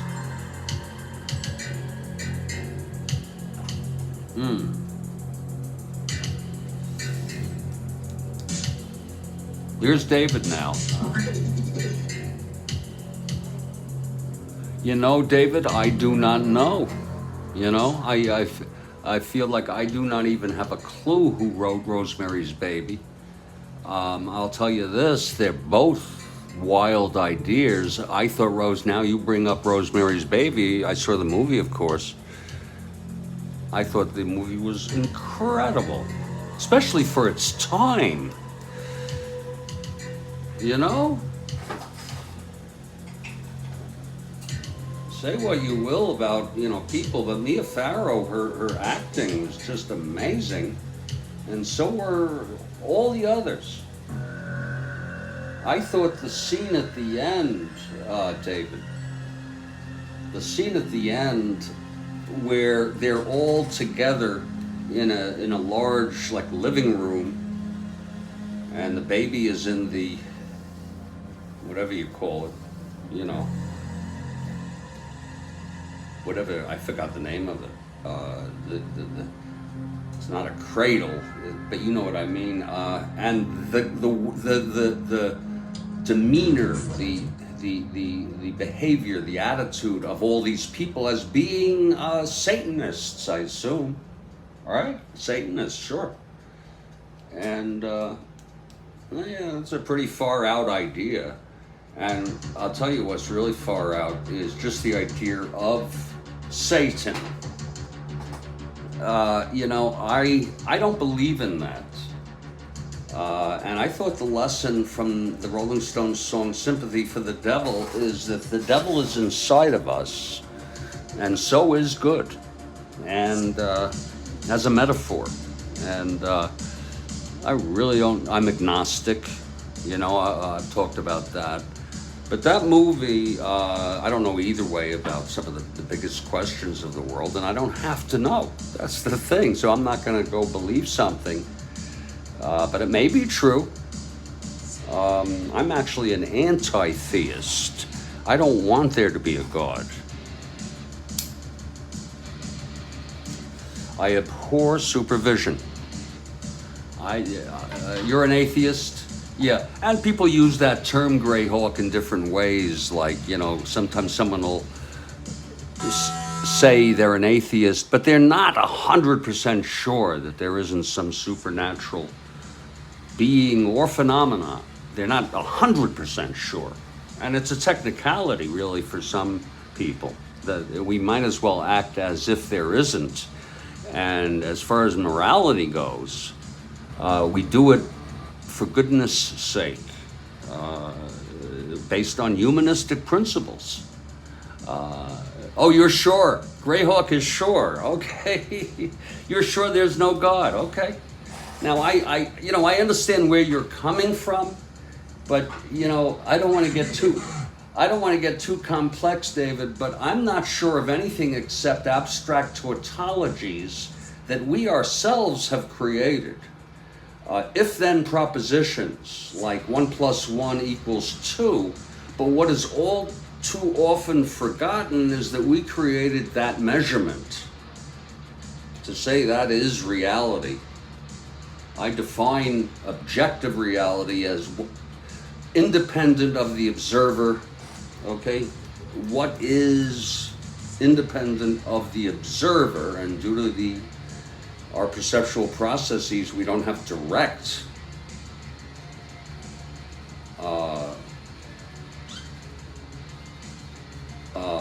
access to the quote-unquote world out there, unquote. But, now we're in epistemology. But if, let's say you are right, Greyhawk. Suppose you are all right that there is no God, and that there is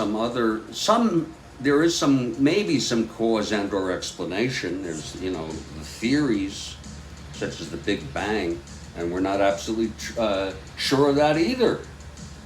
Again, we don't have to know how the universe was created, if it ever was, and what's beyond. We don't know.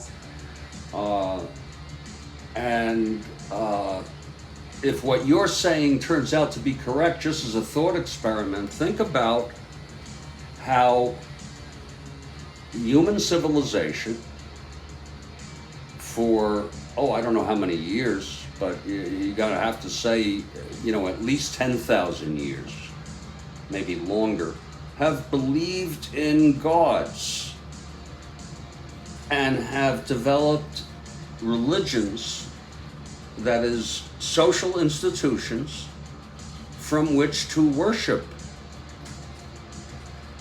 those gods. And if you were born in the Roman era or something, maybe you'd believe in Zeus. I sound like Thomas Mann? Wait a minute, I gotta check that out. Thomas Mann's, Settembrini. Wow, that's pretty cool. I'm gonna Google that real quick. I'm gonna frickin' Google that. A character. Is it a character in a work of fiction? A fictional character, there he is. Luigi. Oh, no. Here he is. Maybe they'll refer to him in the book, The Magic Mountain. I would just like to know something about him, if you think I sounded like him.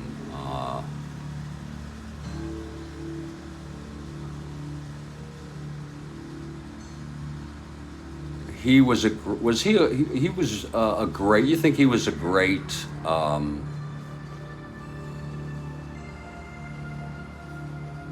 greatest authors? Magic Mountain, Thomas Mann. Do you think he was, once we get into that kind of stuff, the way these people's work lives, I can't get a hold of it here. It's so large, the description I've pulled out. It was written, it was first published in German in 1924, and it's considered one of the most influential works of the 20th century in German literature.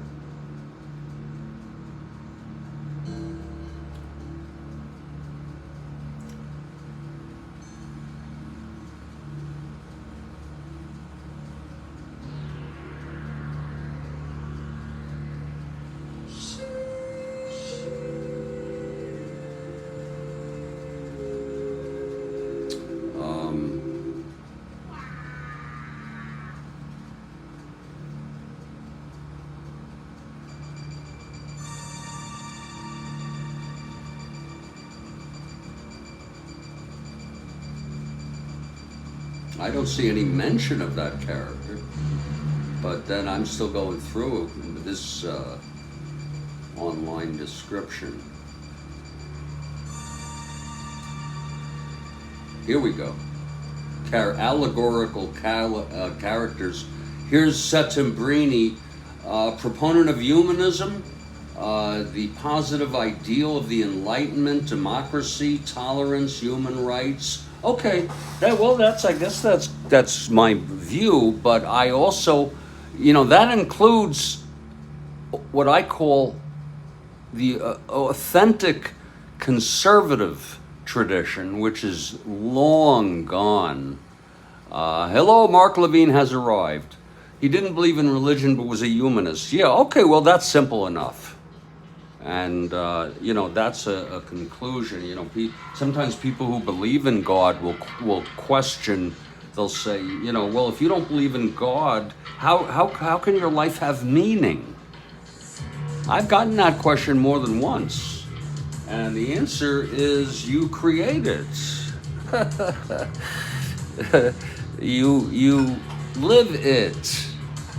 You know what I mean? And yeah, some of us go through the conflict of life has no meaning, sort of a nihilistic or I don't know, existential kind of view, and that is part of the meaning of life. The what would we call it?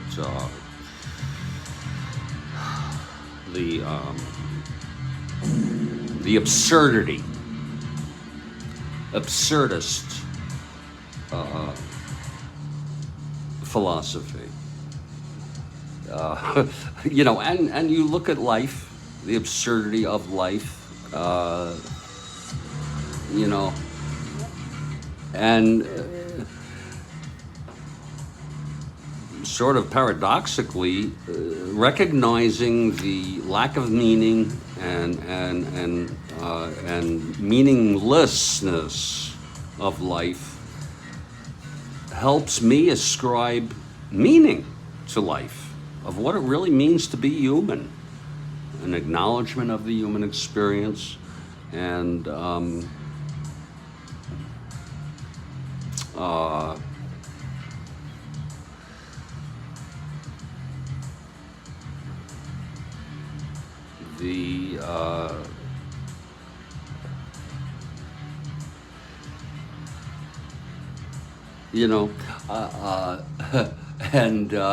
yeah, I mean, it's tough. But I'll tell you something that very subjectively to me, and I'm sure this is built in evolutionarily, but I have a sickness about loving my son so much that it's actually crippled me emotionally, in terms of worry and so forth.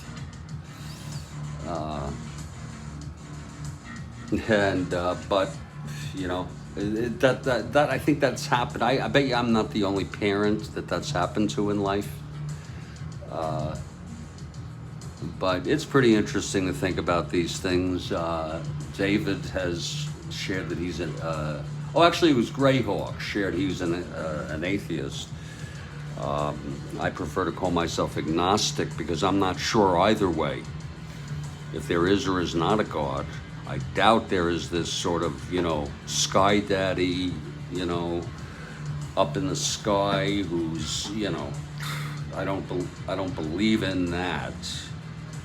I do believe, based on just my own reasoning, that there might be, I'm not saying there is, and this sounds a lot more plausible than a God, a supernatural God, but there might be a cause and or maintainer of the universe, but what it is we do not know. It very well might be a natural phenomenon.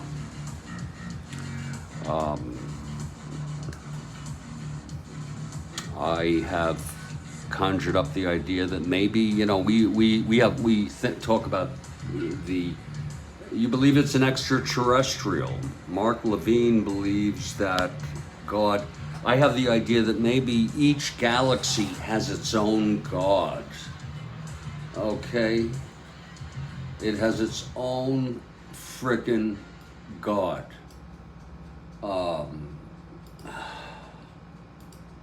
And so, maybe our God is sort of not that competent. It's not, it hasn't done that great a job here. I mean, I guess that does depend on your metric, what you call a good job. And I think the suffering of life on Earth is ubiquitous. I mean, just think about it.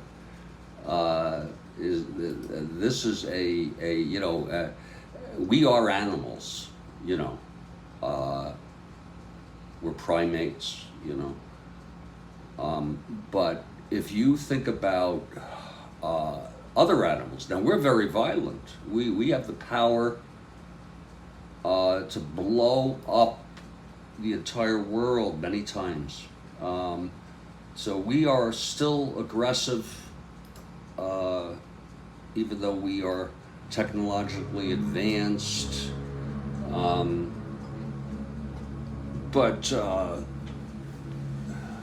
you look at other animals on this planet, and they are, folks,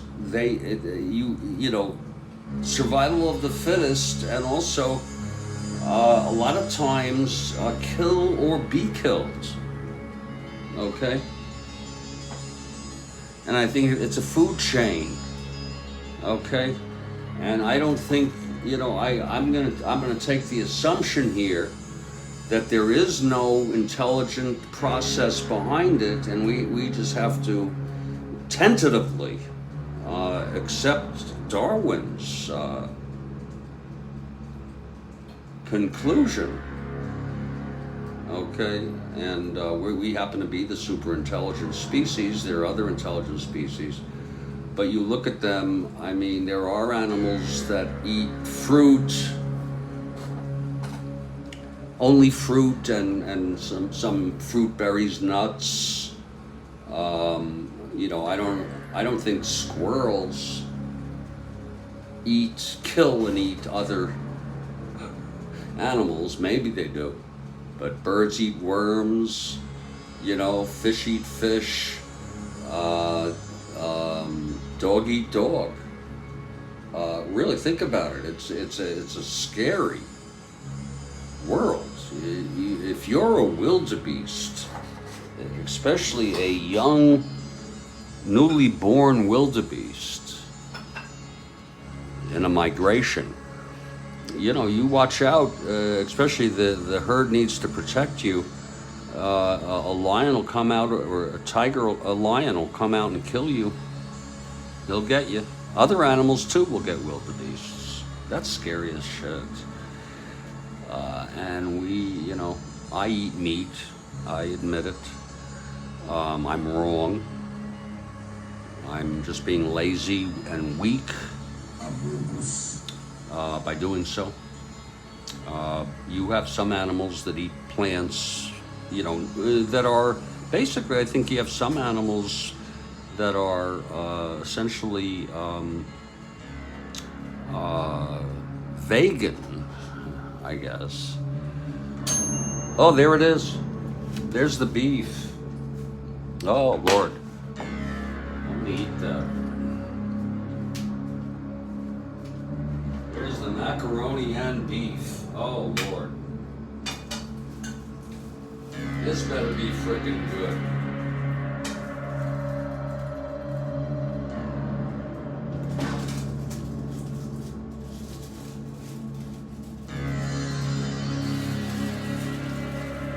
Whoa. Boy, is that hot. My God, it's a little watery.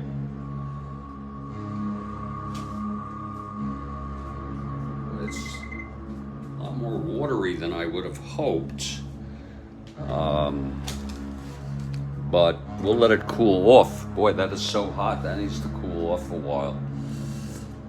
I find that to be hard to do sometimes.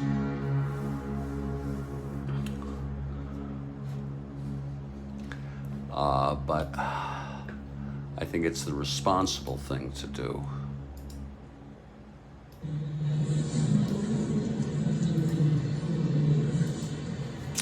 Well, we're heading to the bottom of the seventh. It's Peterson in his seventh, his first endurance inning.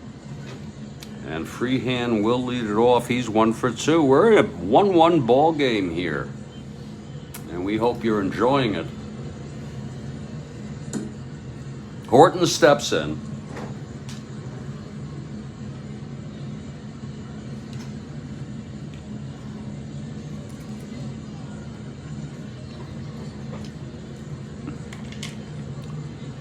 Okay, Peterson is ready. The windup and the pitch to Freehand leading off.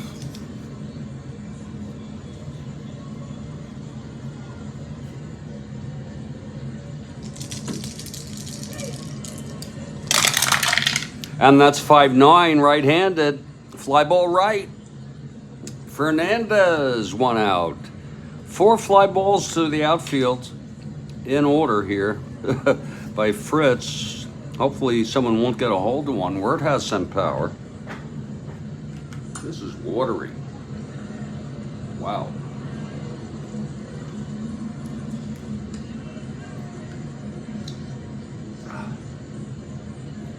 It's not too good.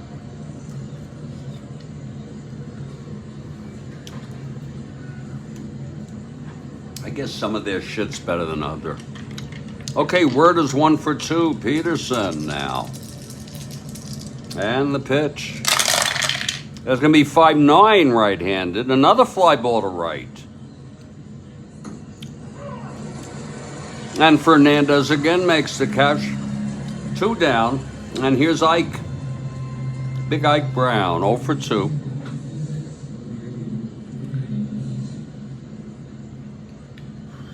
It's been a pitcher's duel.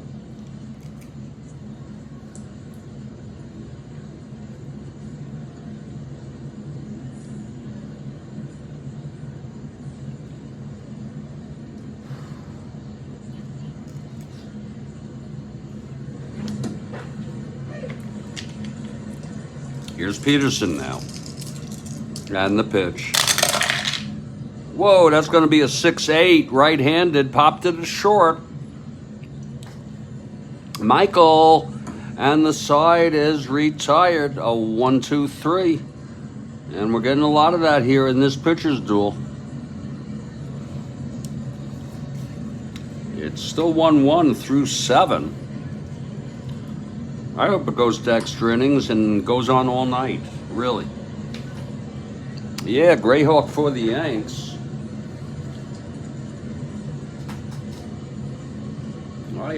I used to get impatient if I was playing all alone. Sometimes that a extra inning game go too long.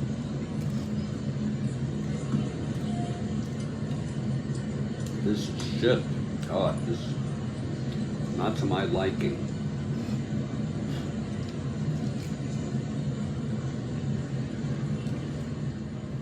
Not to my liking at all.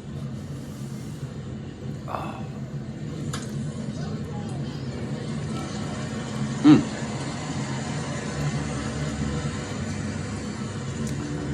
Well, Kilkenny takes the mound. We're going to be top of the 8th. I'm wondering if they're going to let Peterson hit here.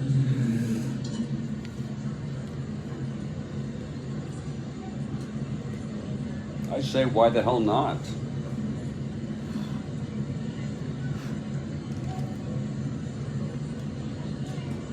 I say, why the hell not? Kathy Harden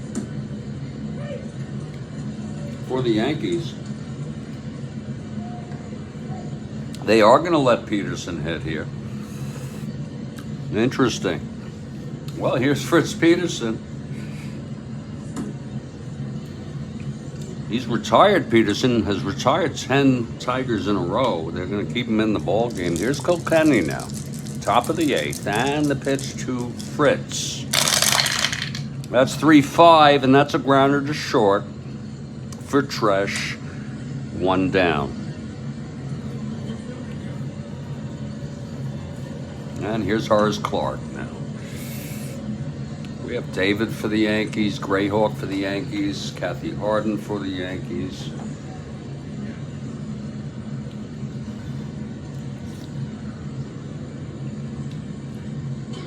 Just awful.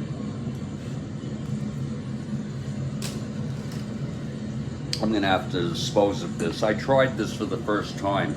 I'm wondering if I could flush it down the toilet.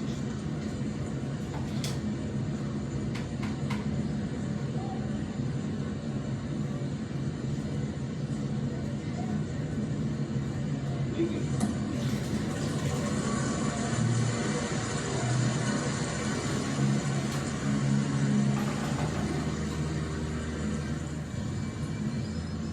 I'm flushing this down the toilet. It worked.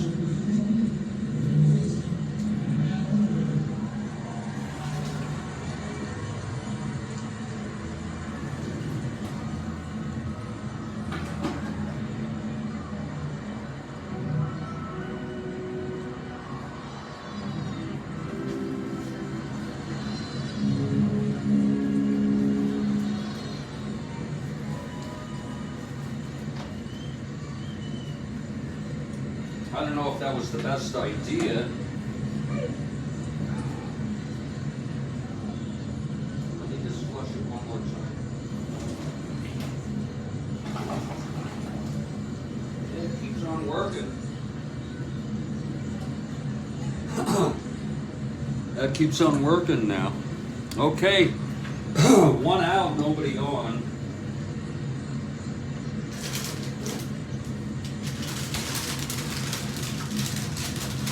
Some shit is better than others.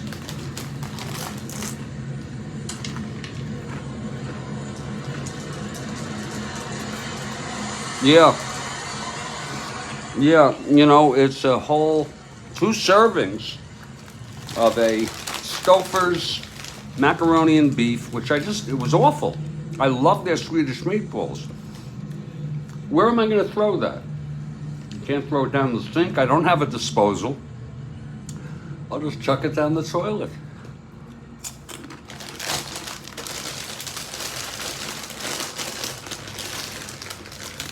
It probably has less bacteria than the other stuff I flushed down there.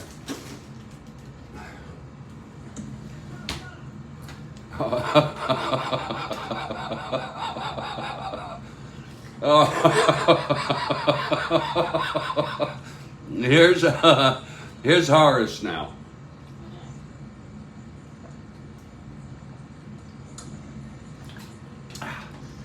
I don't want to get corny, folks, but sometimes there is some truth to that adage, no gain without pain.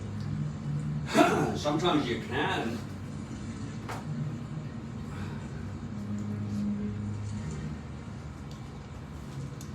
You know? Okay, here's Horace with 1 out. I'm not saying you can never. And the pitch to Clarke. That's going to be 6-5 switch hitter batting right. Struck him out. My goodness. And that's just the second strikeout by Kilkenny. He got Clarke swinging. And the pitching has been unbelievable. And here's Gene Michael now. I don't want this game to end. I'd like it to be one of those games that just goes on.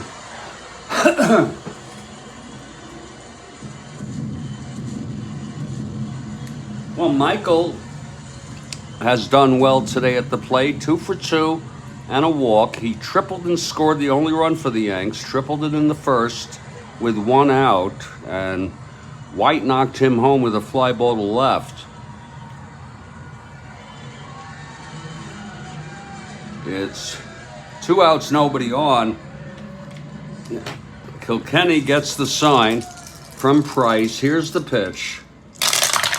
That is 2-3 left-handed. Grounds it to short for Tresh. And the side is out. 1-2-3. That's 9 in a row for Kilkenny. 10 in a row for Peterson. And we are heading to the bottom of the 8th. This is what we call a pitcher's duel. and a very unique one and a very satisfying one. I might add,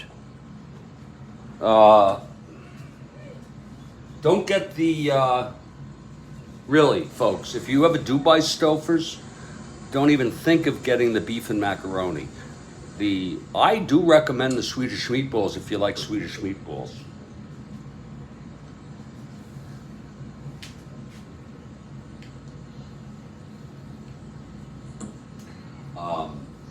And you know what? I'm gonna curl up here. I'm gonna curl up here and I'm gonna take some more medicine, and I'm gonna take medicine on a much better head than I've had in recent memory. It's almost like my baseline has gone lower. So, you know, as a result of myself and much of it self-created things. But you know what? I like weed a lot, and I'm 65. You know, I'm done being concerned about it. And it's not a hard drug. I've always felt I needed a drug, and weed is a perfect drug for me. And I have a flower here.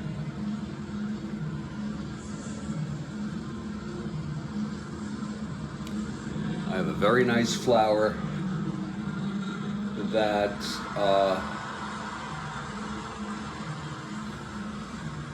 I am going to just, you know, here, you see, I'm going to just take a piece off, and I'm going to, what does unabashedly mean? I mean, what does it really mean?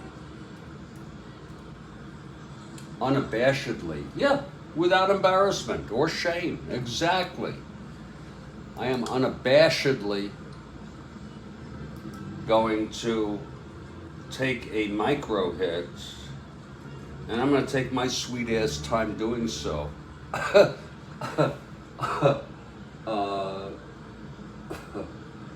I'll tell you, that book sounds like something else. That Thomas Mann, I don't know if it's fair to call these great writers a genius or not. You know,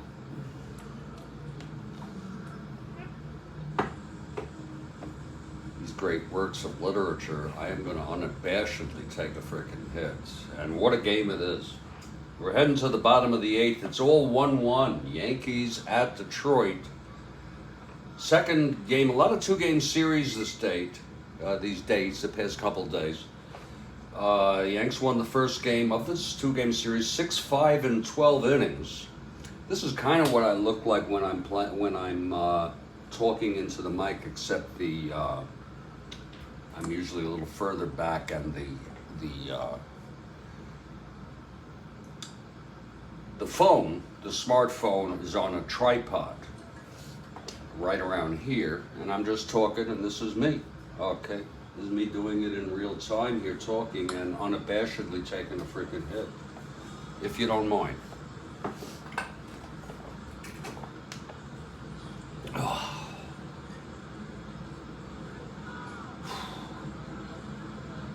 And like I said to you, my morning games are a lot more straightforward. Just straight game. You know what I mean? I take a 1 or 2 minute break in between. Sometimes we have a question from Kathy Harden. Maybe I should also do what you're doing. But boy, I'll tell you that I don't know. Let's take a hit and see how this goes.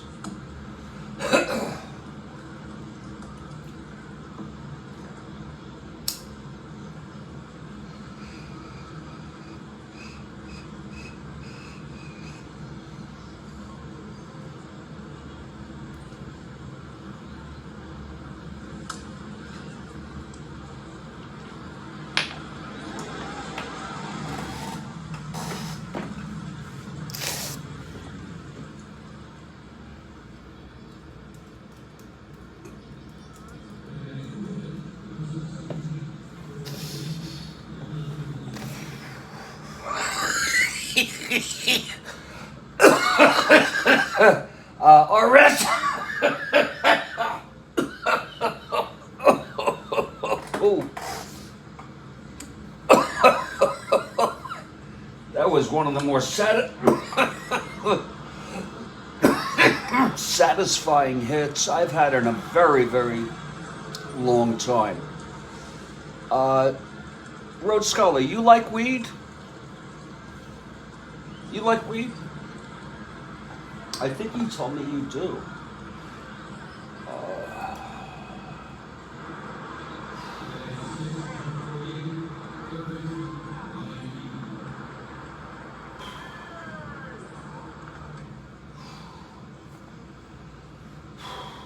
Oh, that was good.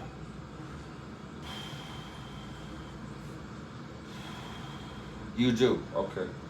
And how old are you again, RS? If you don't mind me asking. Now, if I ask anything personal, it's just to get to know you better. I mean, tell me, you're from New York, I believe, aren't you? I need to get that straight. I know, I know Mike Terranova's from New York. Are you married, single, do you have kids? You don't have to get into it, okay? You don't. Oh, God, that was some kind of hit when you're not in a frickin' paranoid mood.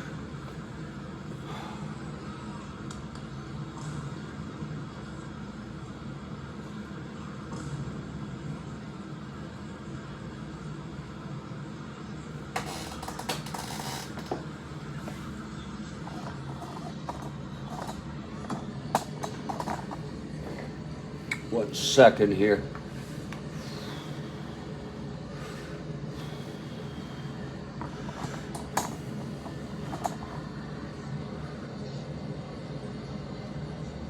Wow. 51, and you're on Long Island. You're solo, okay. Wow.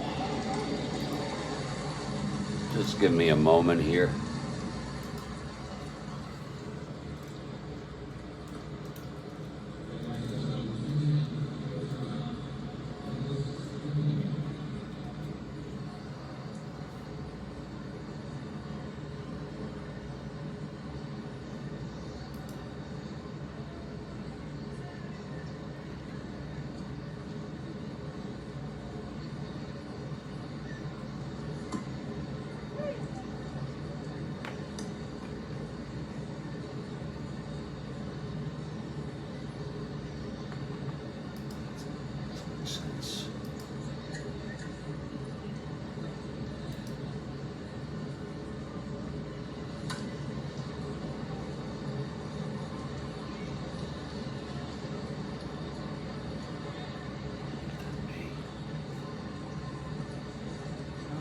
Fucking be.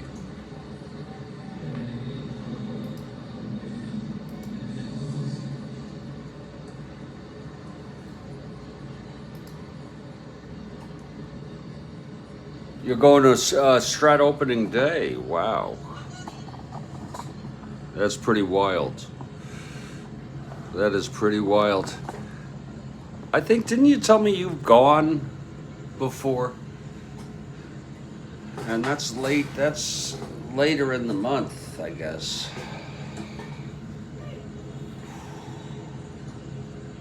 That can be.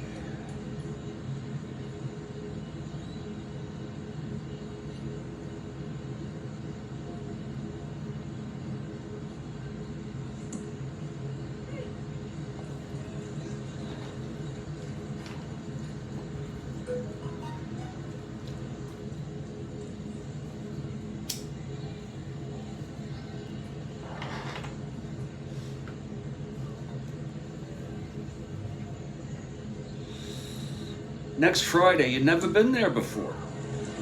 But you're on, oh, okay, but you're on Long Island. That's pretty wild.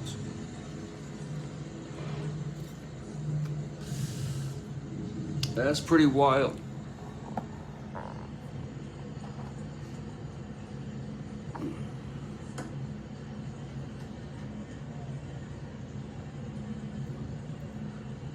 Hey, there it is. There it is. JC Sports Replays. Joe. You see infinity. It's a 1-1 ball game. We're heading to the bottom of the 8th. Peterson takes the mound. He hit last inning. He hit in the 8th. They're fighting it to the end here. Oh yeah, absolutely. One long one. That's all you need. Here's Peterson now facing Price. We'll see if Kilkenny hits. Whoa. Price steps up. It's the bottom of the 8th. They may match him and let Kilkenny had a one-hitter this year. Here's Peterson and the pitch to Price. That is 6-7, right-handed, fly ball center for Mercer.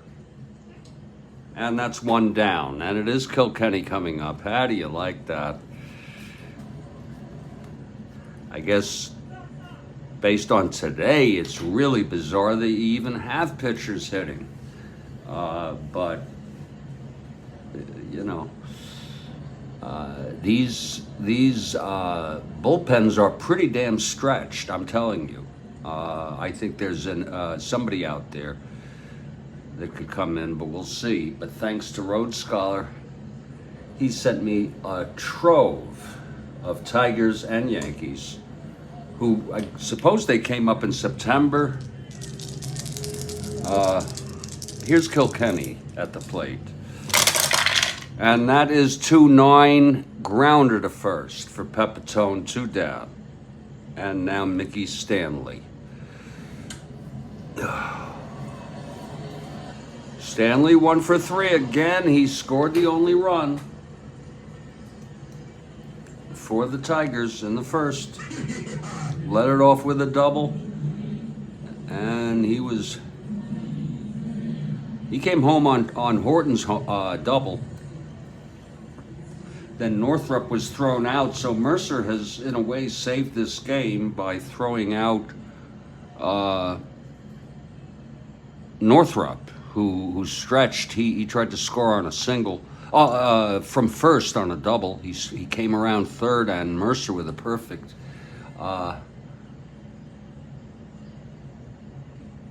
JC Sports Replays.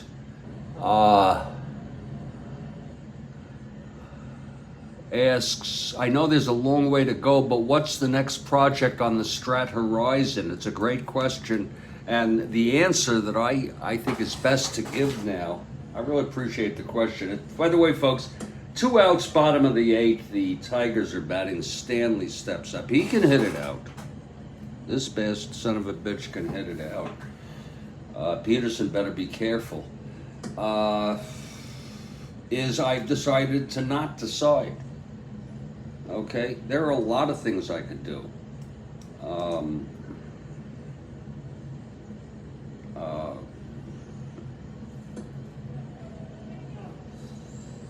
Yeah, Joe, absolutely. And it's 2 outs, and Stanley facing Peterson. But I'd like to do something neat. I'd like to do something like,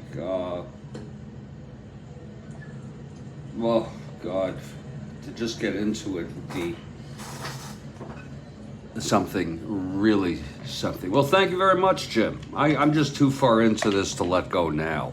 I can see if I have a severe depression or something, I may stop for a while. I stopped this replay for about 2 months at one point. But that was it. It's been continuous ever since. Here's the pitch to Stanley now. And that is a 1-7 grounder to second. And Horace has it, and he throws it over to Pepitone. We're going to the 9th. Whoa. You see that? He would have had a chance for a single against a right-hander. You know, some right-handers are just not used to left-handers, and they don't do as well. That might be the case. The side is retired. And what a game it is. It's one of those enjoyable games. I think one of the things I'd like to do is, you see, I had an imaginary baseball league in my head when I was very young, with names of players, everything, who won the pennant. There were 4 teams in each league, and eventually it expanded to 6. And I'd love to be able to generate Strat-O-Matic cards based on them. It's like in an alternate universe that this happens.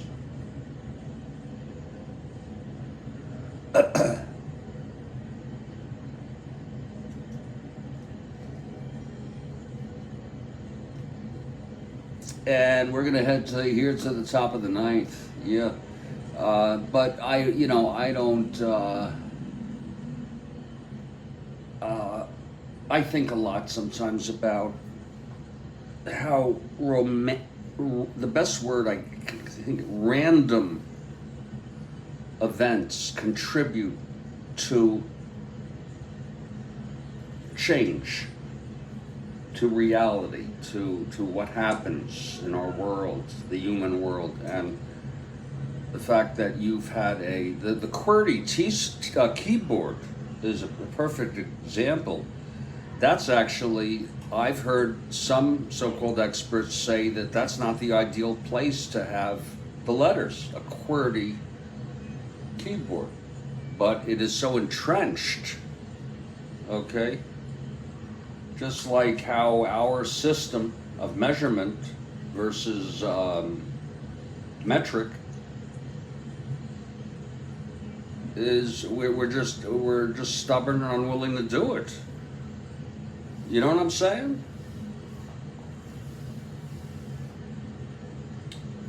And so we head to the top of the 9th, and it's going to be Kilkenny. This is what it's all been about here. Both pitchers going at it, and it's going to be the heart of the Yankee order. White, Pepitone, and then Munson. Here's Roy White stepping in. All tied here at 1. The pitch from Kilkenny, and that is 1-7 left-handed, grounded to short, and Tresh has it. Wow, just one after another, throws him out, 1 away. White is retired.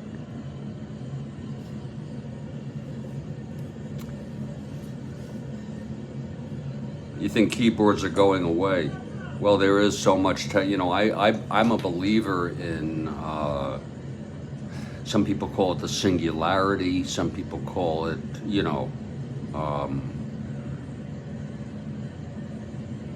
the exponential growth, acceleration of change technologically, and got the things that are going away and the things that are coming. It really is, I don't want to call it it is a brave new world. It really, really is. Here's Pepitone now. This will be lefty-lefty. Pepitone 0 for 3. And here's Jim with a comment. Roy White was my dad's favorite player in my lifetime.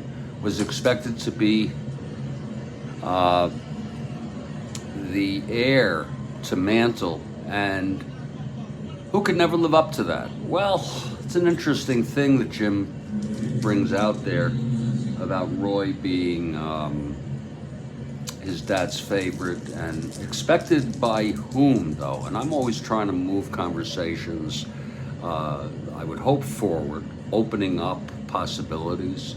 And one of the things I would do is question, I never saw him as a Mantle. I saw Mercer as a Mantle, a potential Mantle. He didn't have all the skills that Mantle had. But as far as Roy White, I considered him to be a very consistent, in all ways, left fielder. So I didn't have that. That's funny. I didn't. I'm just being honest with you. I hope you don't mind me providing that alternative kind of view, because I don't want to patronize you. You agree on Mercer. Tresh, I think Tresh was thought of to be a new mantle.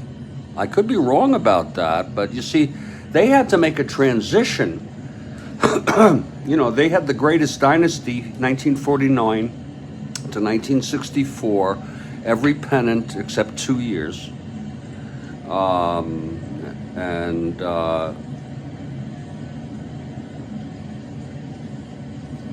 the dynasty was over, and 64 was the last year, and the team just fell apart. It was over. It was they needed to rebuild, and so they didn't have the continuation, but they did have some players who would be part of, in an alternate history, a continuation of that dynasty. Joe, that could go on through the 60s and right up until the Steinbrenner years with that dynasty. But you would have it, first of all, you'd have Stottlemyre and Boughton and Downing. And you'd have other good pitchers, and you'd have Tresh, Pepitone, really hitting great. You know, things like that. But it was a big disappointment when the Yankees didn't win in 65, and the team got worse and worse up until, I'm not sure, I think it was by 68 they were close to 500, and this was their best year in a while. They ended up about 3 games over 500. And then 70, they won 90 games. In 1970, Munson had his breakout year. Many of you remember they came in second, of course, nowhere close to Baltimore.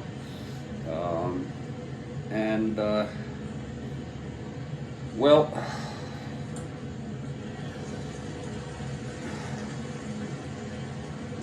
the early 70s, like 71, 72, 73, they were sort of, the team was decent, but they were sort of mundane, and I don't know if any of you agree with that. I mean, it was great. There was a year Mercer hit 331. I think that was 1971.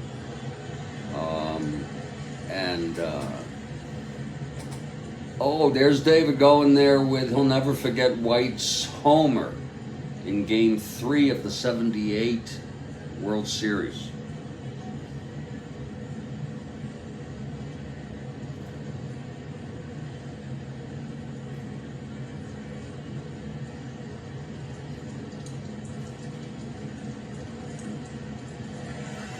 Okay, here's Pepitone with 1 out, top of the 9th, still tied at 1. Here's Kilkenny. And the pitch to Pepitone. And that is a 110 left-handed. Taps it back to Kilkenny. 2 away. Oh, Lord. He's done 11 in a row.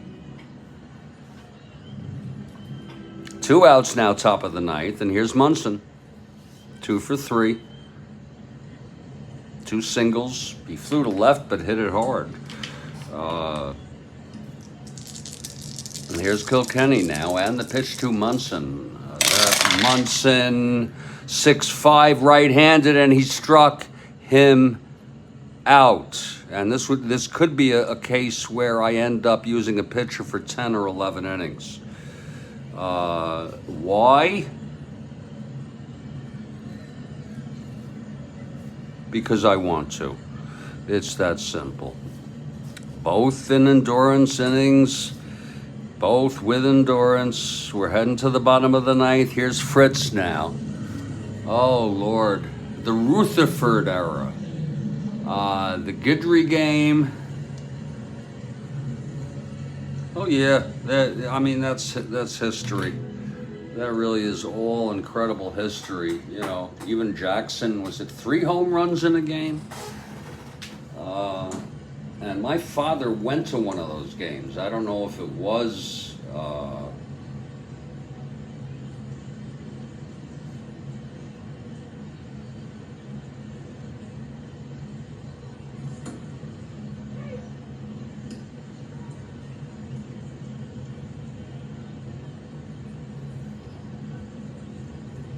Oh, Lord.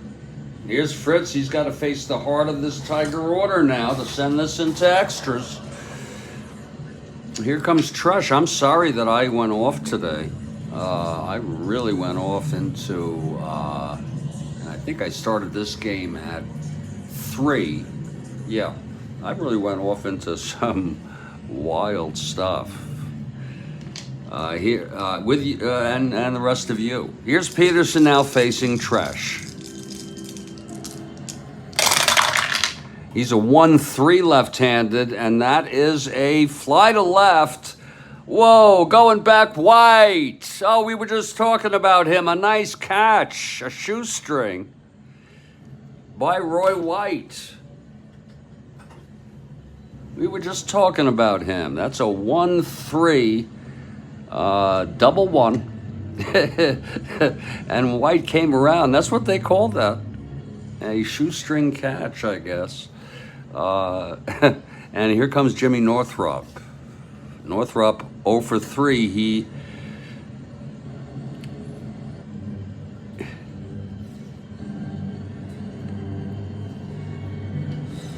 reached on a force, but anyway, oh, there's JC going. My first Yankee game was the Reggie game, but I don't remember it. I have the ticket stub though. That's pretty wild, Joe, that you don't remember it. Maybe you were very young. You know what I mean? Here's then maybe that could be it. Here's Northrup now.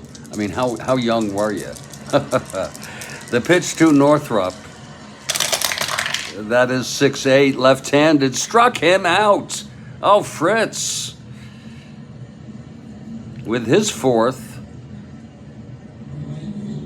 15 in a row.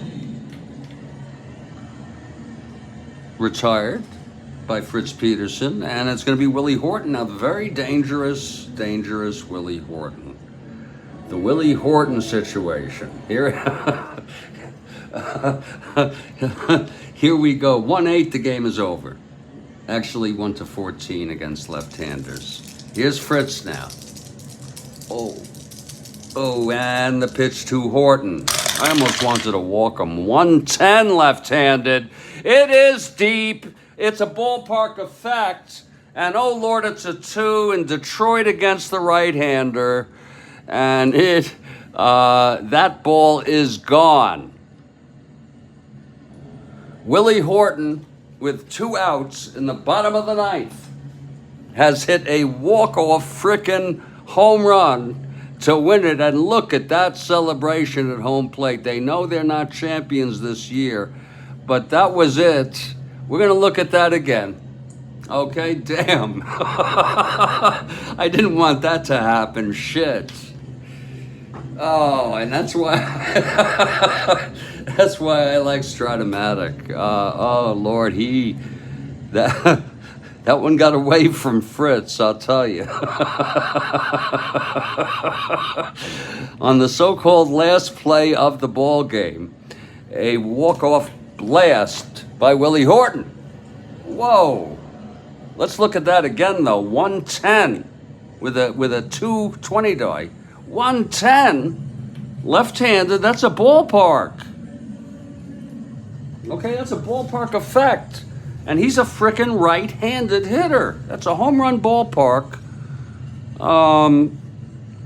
And against the right-hander, 1-14, it's gone. And this ball game is over. Yeah, it's true. I just reconfirmed it. And wow, good for Willie Horton. And what a frickin' game. I think the Yanks just walked off a little stunned of the mound. Yeah, oh, you bet. You bet Horton needs that boost. And if you don't mind, I'm going to enter this one in this home run in real time, as I always do. And I'll give the wrap up in just a couple minutes here. Whoa, that's really fun, though. Okay, that's number 39 for Willie. It's pretty much over his overperforming, if you will. Did I say 39? Christ. There it is, 39. Blasts by Horton, and he's actually in the leaders. He is 5th in the American League in home runs. He had only 28, and he has really hit a lot of home runs. And what a way to end it! What a classic way to end it.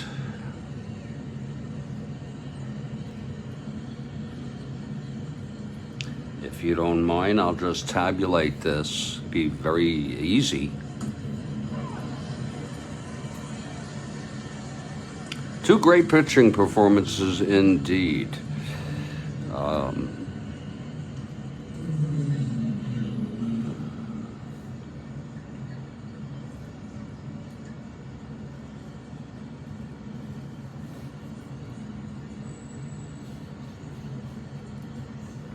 He had retired, was it 15? Yeah, he had retired 15 in order.